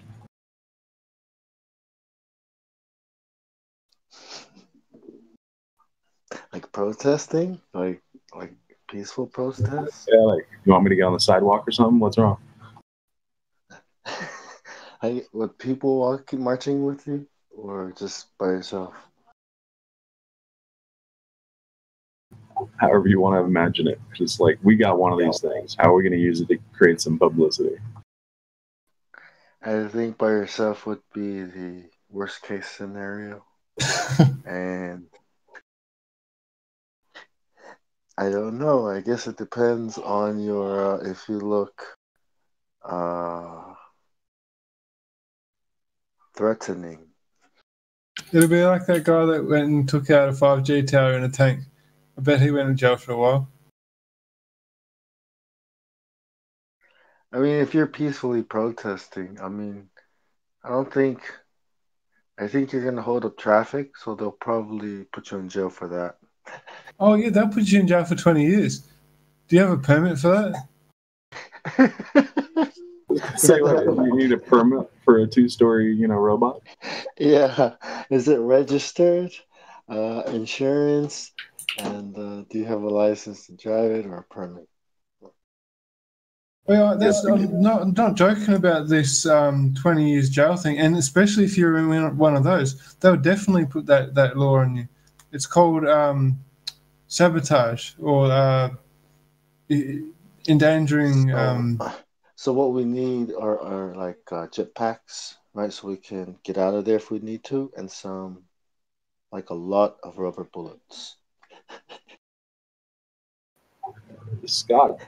And tear gas. Beach is saying, believe it or not, FDA already regulates exoskeletons. You telling me I need like a permit from the FDA?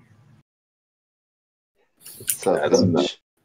I was just thinking, maybe just put a big disabled sign on the back, just like.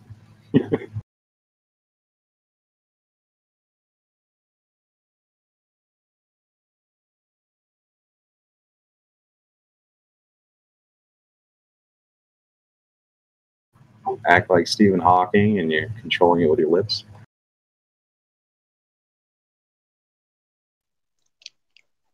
I think an RPG would take it down.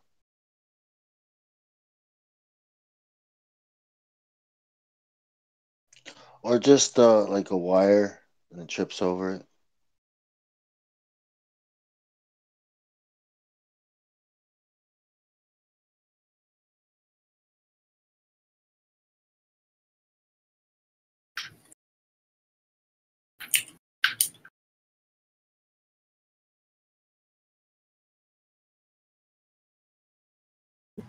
Robot tech is legit, though. I mean, some of the stuff they're coming out with it's pretty amazing. It's getting there.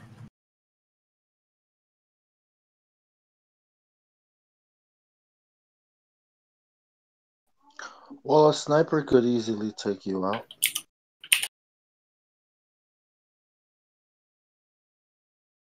Oh yeah, there's really no practical use for this contraption. I mean, he's just showing off, right? Yeah, it's just like an image thing, like a fear tactic. That's about it. Hey, look what I can build. Hire me, DARPA.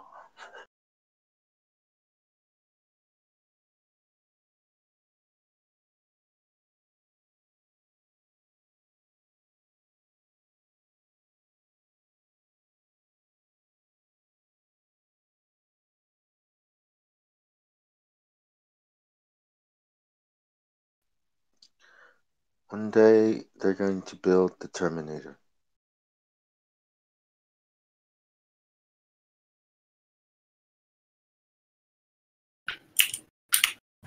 Yeah, this exoskeleton stuff is interesting. We heard about it in the Olympics, and I remember hearing in the movie Kingsman that the lady that runs around with the two legs, she was actually cast as one of the athletes that runs with actually has no legs, and has those fin feet or whatever. It's pretty amazing, just thinking you're gonna have to regulate exoskeletons. Pitchers are gonna be wearing them underneath their uniforms and shit. Transhuman.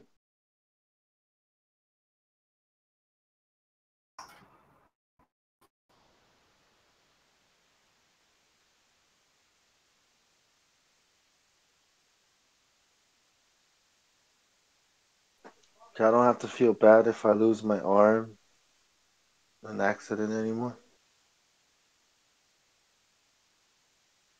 When somebody cuts their arm off on purpose just to get like a. I know, right? Who was in here the other night? Chris. He's like, upgrades. I want cancer. I want cancer. Give me cancer. I want to cure it. Come on, let's go. What happened to your arms? Oh, upgrade. What?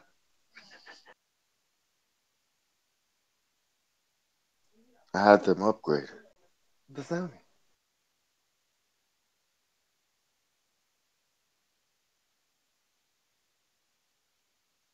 You guys remember Jax from Mortal Kombat? From what? The Mortal Kombat game. Okay, yeah. Jax with the metal arms.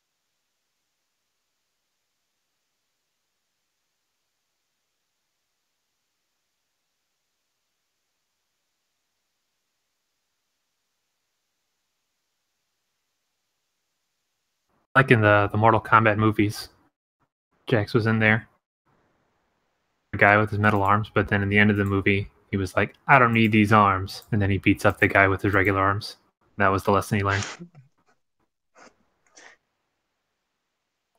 It's talking about the Jax in the game though, because I think those are actual metal arms. Like, I think that's what his lure was. Funny.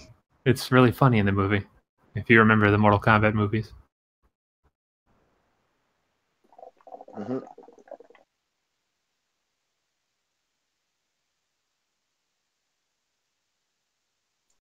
With that awesome song.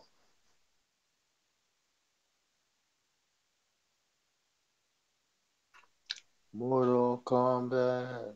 Dun, dun, dun, dun, dun, dun, dun, dun, dun.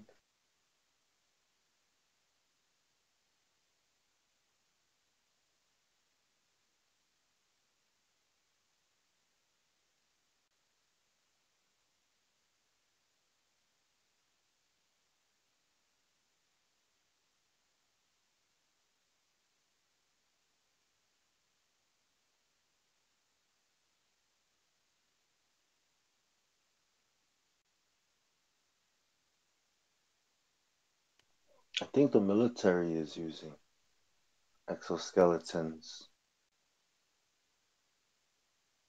It makes sense to me. You think about it. Have you seen that Google dog thing?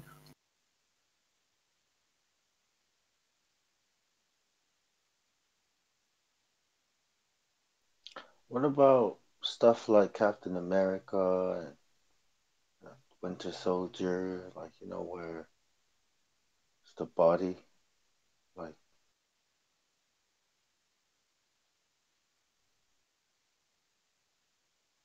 Experiments are legendary, right? I mean,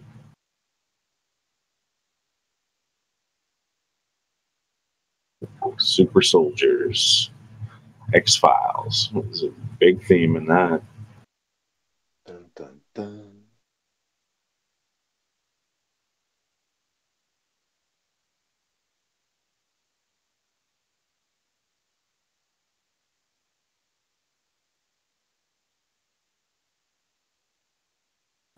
Got to get ready for those aliens.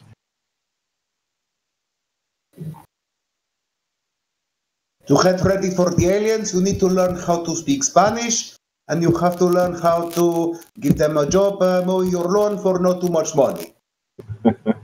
I thought that's what Space Force was for.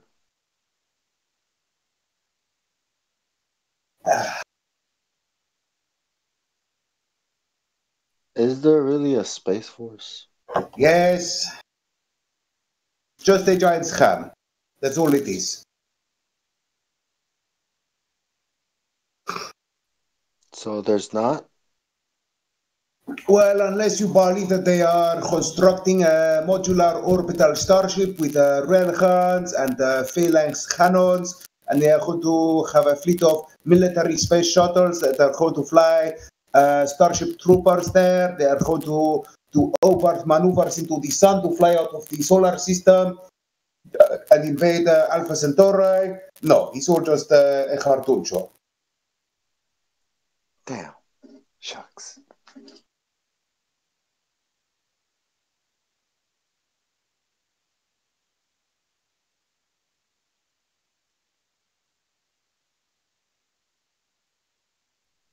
It's actually kind of funny. I got this. It's called Venezuela Up to Date. It was a magazine put out a while ago for Americans about Venezuela that used to reside there or whatever. And this one is from like 1960, and it was talking about the census that was done, and it actually said there was 600,000 aliens in Venezuela.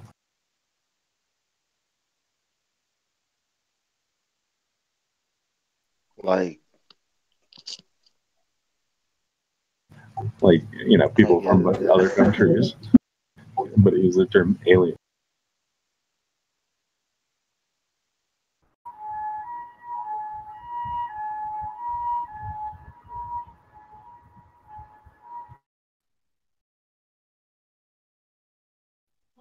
Twilight Zone.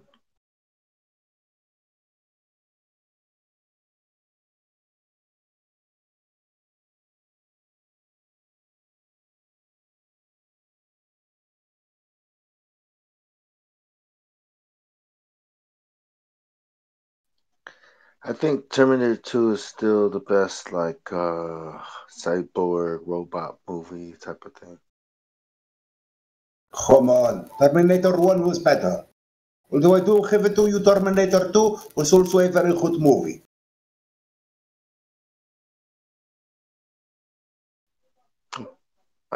Yeah, okay. You didn't like RoboCop? Yeah. It's too human. The first RoboCop film was outstanding. But 2 and 3, especially 3 was shit. And the reboot, forget it. The one where you was flying around? Dead or alive, you're coming with me.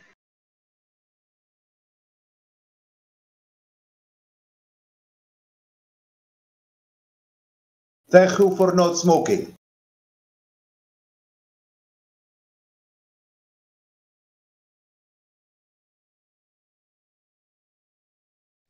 Kane, the bad robot.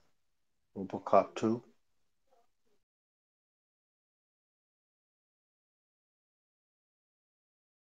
Took his brain and his spine, all the nerves out, and put it in the machine.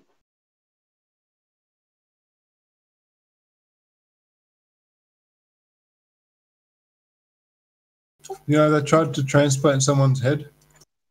And he was still addicted to nuke, like this drug. What happened when they tried to transplant the head? Well, they were planning to, but I think they cancelled it. Either that or they Right. couldn't and they don't want anyone to know.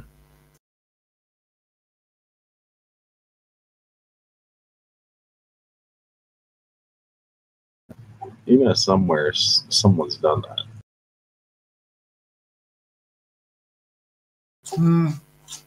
I think it'll be too hard. You got so many things to connect and to restart and to get your brain to make their heart fire and you've got to have a willing donor. And if you're going from a dead body, all sorts of problems.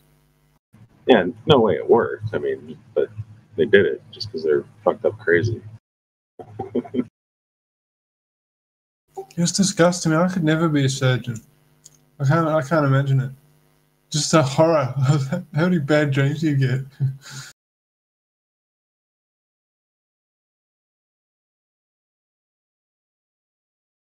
I think if you are a good surgeon, you can sleep well at night, knowing that you have saved somebody's life, and you have been paid a lot of money for this.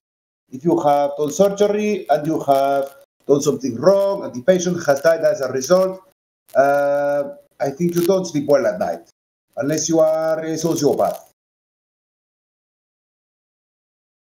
But just the normality of ripping someone's flesh apart and digging around in there. ripping the flesh. I was just thinking about this idea, the artificial intelligence or, man in the machine. Avatar did a really good job with that, religious kind of, him going into the, other reality. But what if somebody has been shot? You have had to do an emergency surgery to remove the bullet and stop the bleeding. Somebody have to do this job or else the person would die. I think you should use a scalpel. Yeah, I'd do that. That's easy enough. But like, I don't know. I suppose there's a lot of keyhole surgeries, but like like ripping open someone's guts and like, oh, actually no, this pisses me off. Hey, and playing with them. No, my auntie had her stomach removed because her brother, my uncle, had his. Is it my uncle? Anyway, we're talking about like cousins, like second cousins. He died of stomach cancer, and after his son died of stomach cancer.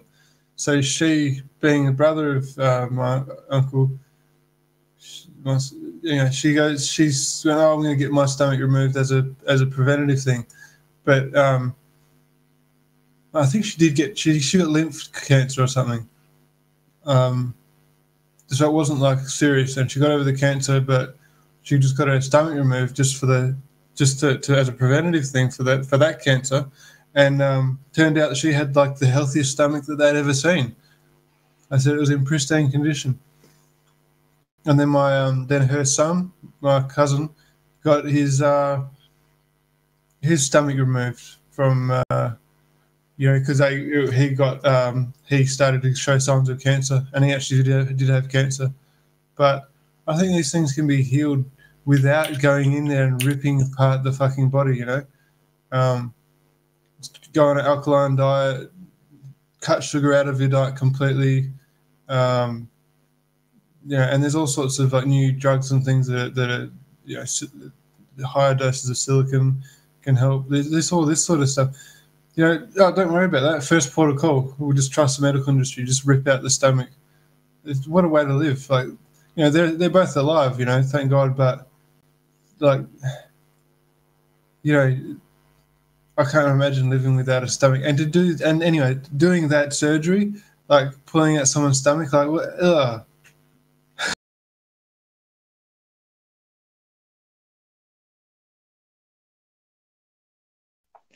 Some people just don't have the stomach for it.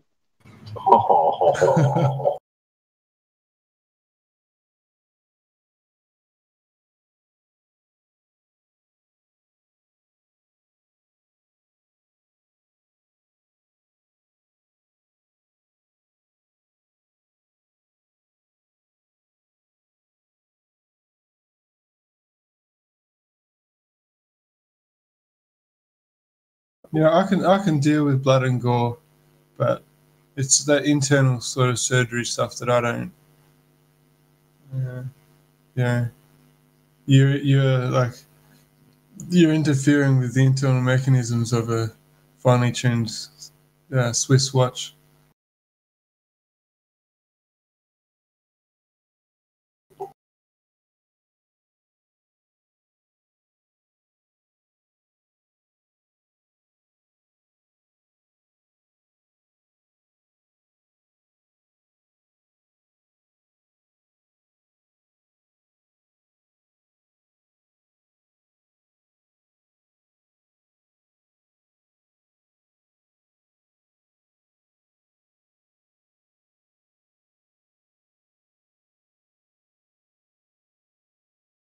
You guys see the trailer for the movie, the house with the clock in the walls? Is that a porn? It's coming out pretty soon. I keep getting it on my YouTube feed and stuff like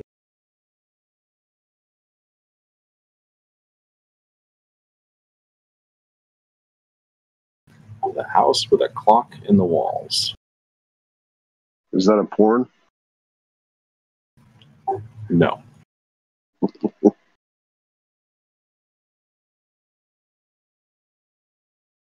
What's this photo you just posted, Thermal? This is like the water level is so low here.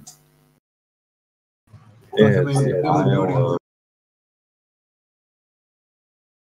Sorry, go ahead. Isle of Man.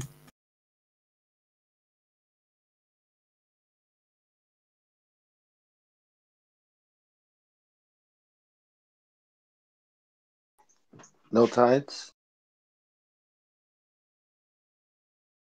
It just looks like the buildings are like built right on the water, like you think like the tide raise is like a couple of meters. That's The whole like cathedral. San Giorgio Magario or something. That's perfect. That's perfect for a zombie apocalypse.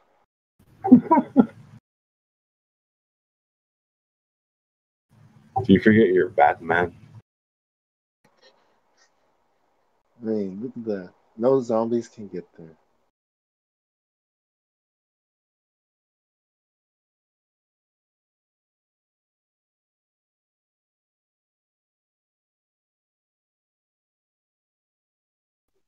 Is the Ebola real?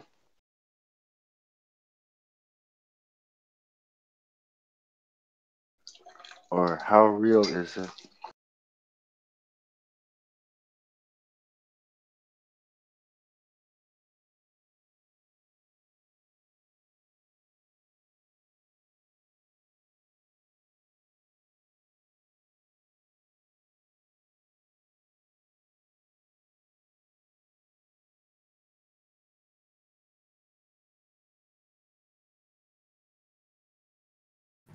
Yeah, Jeff, I was surprised when I looked at places like this with the water lines, like lighthouses and stuff like that. I was like, damn, most of the ocean really doesn't have much variance at all. That's why I'm so skeptical with these tsunamis. It's like, I don't know. I know we there are rough seas. Don't get me wrong. We've seen deadliest catch in the northern and the southern down there around South Africa, but I was surprised looking at time lapse videos of these ocean liners too.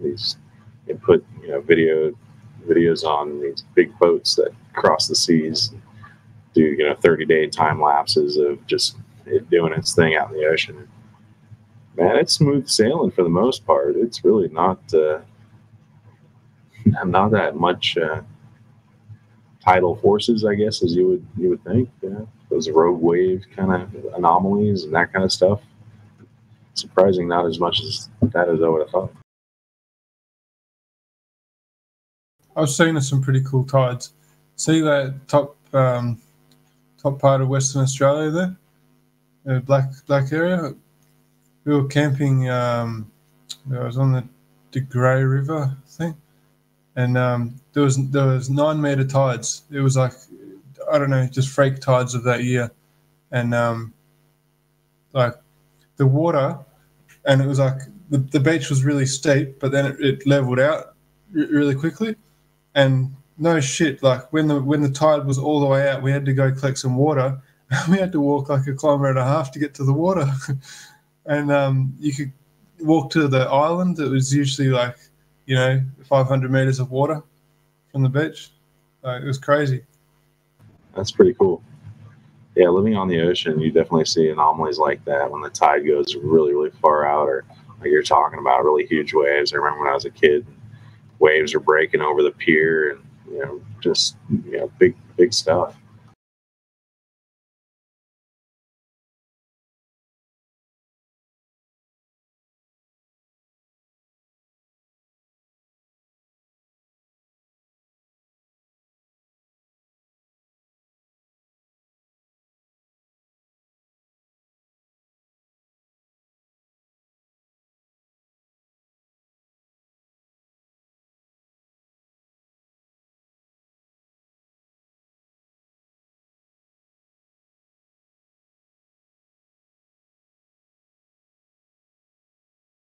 Spiral, why you read more NASA shit?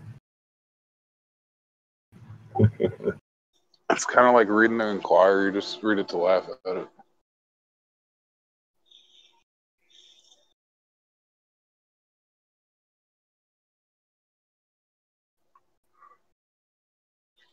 Using lasers to communicate. All right. Oh, that's you. Shake your head when you're having your coffee. No, but that's them. Okay, I see.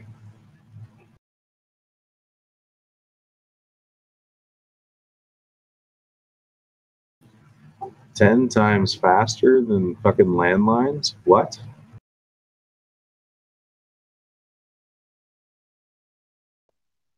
Right. Beam me up, Scotty. Let's do this.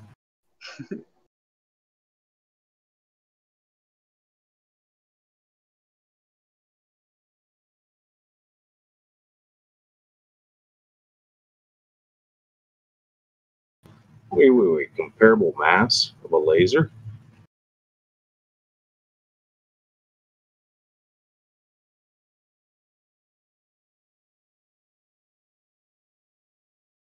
Obviously, Michelson Morley experiment, isn't it, where they shone lasers with two different lengths to return past a mirror. And Michelson Morley did not have a laser. They had one coherent light source, and they used mirrors on a turning table. And it was one of the early interferometry experiments. So that you look at two light waves, and you rotate them around, you notice there is an interferometry pattern. And this because of the table is turning, so the light arrives at different time. But more specifically, it seems to affect the phase shift of the waves. Now, with the ring laser and the fiber optic gyroscope, they work exactly the same way, only they use lasers instead of just a light. Okay? So what you are doing is you're trying to say, okay, so if we do this, why can we not detect the revolution of the Earth around the Sun? And they could not detect nothing. And at which point Einstein had to try to argue that light is traveling relative to the surface of the Earth. George Sachnak in 1922 did another experiment and showed that Einstein was wrong. So we had to come up with general relativity to patch special relativity.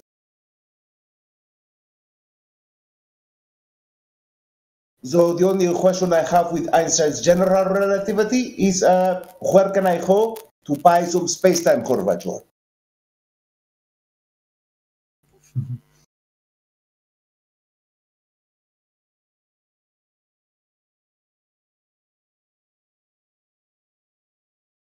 Someone said something about Cheerios the other day.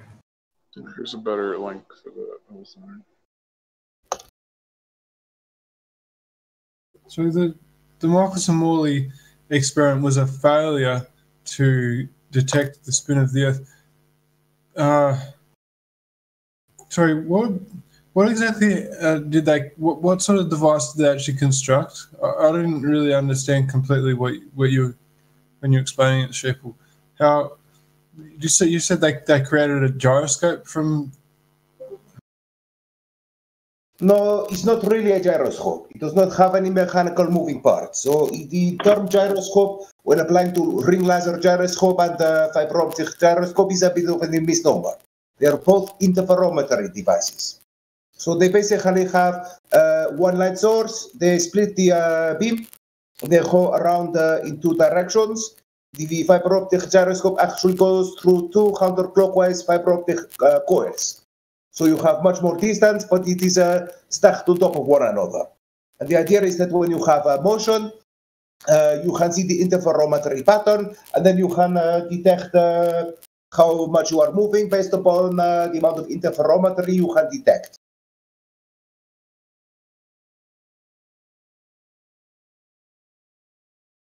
It's possible to build your own interferometry measurement device as well. There are instructions on how to do this on YouTube.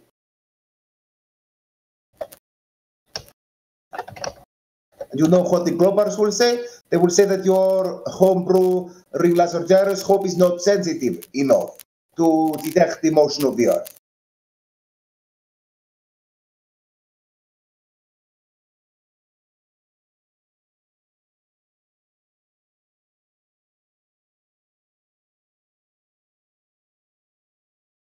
I put this in a voice text for you.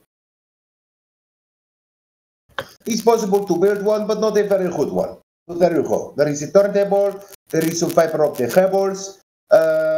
You can then see the interferometry pattern. So if you turn the table, you can notice that you can start to see bright and dark spots. Similar to the double slit experiment. This is also an interferometry pattern.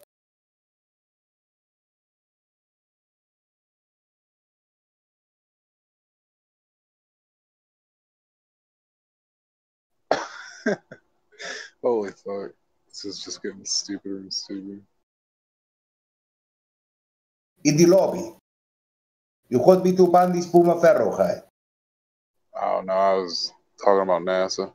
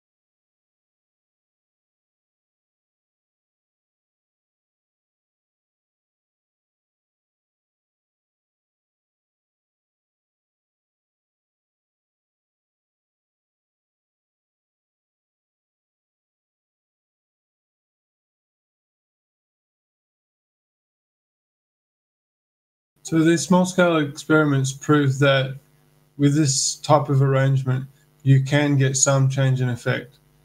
So they set up a large-scale thing of this to try and measure the Earth's spin and failed. That's No, the Earth's motion around the sun. Not the rotation, but the revolution.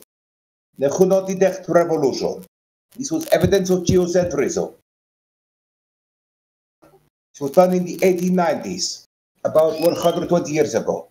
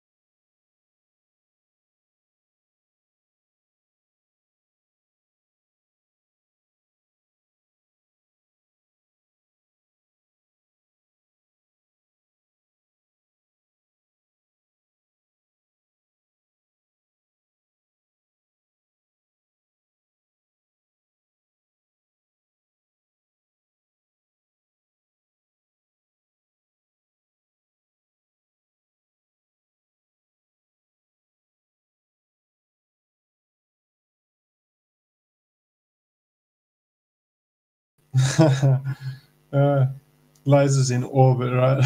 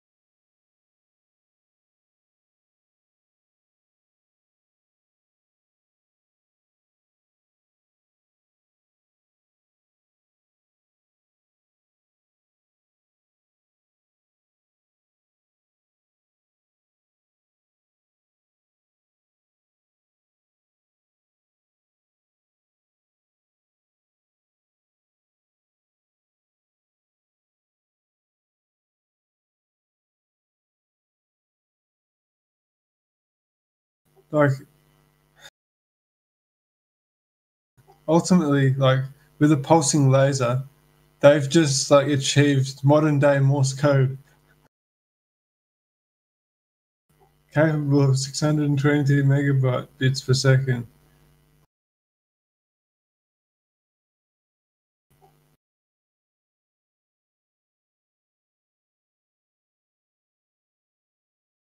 You know, they're just lubing everyone up. They're just prepping everyone for you know, we're able to achieve this stuff. We can do anything.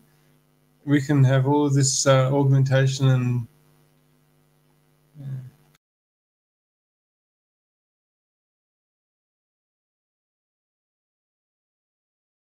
space will start being produced to a higher quality than science fiction.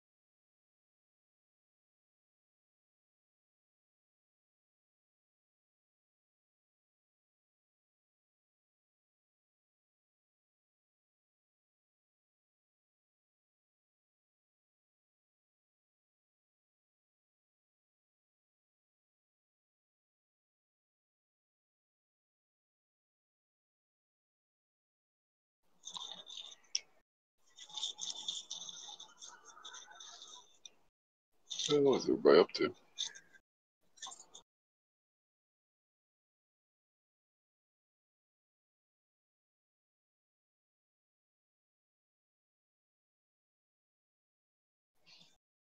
tired of looking at Nancy crap.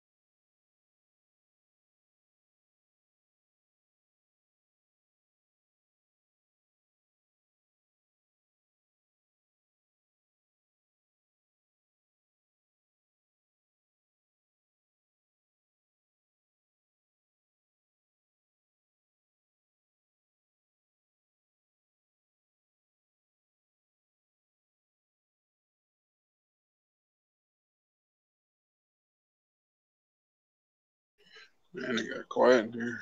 Everybody go to bed.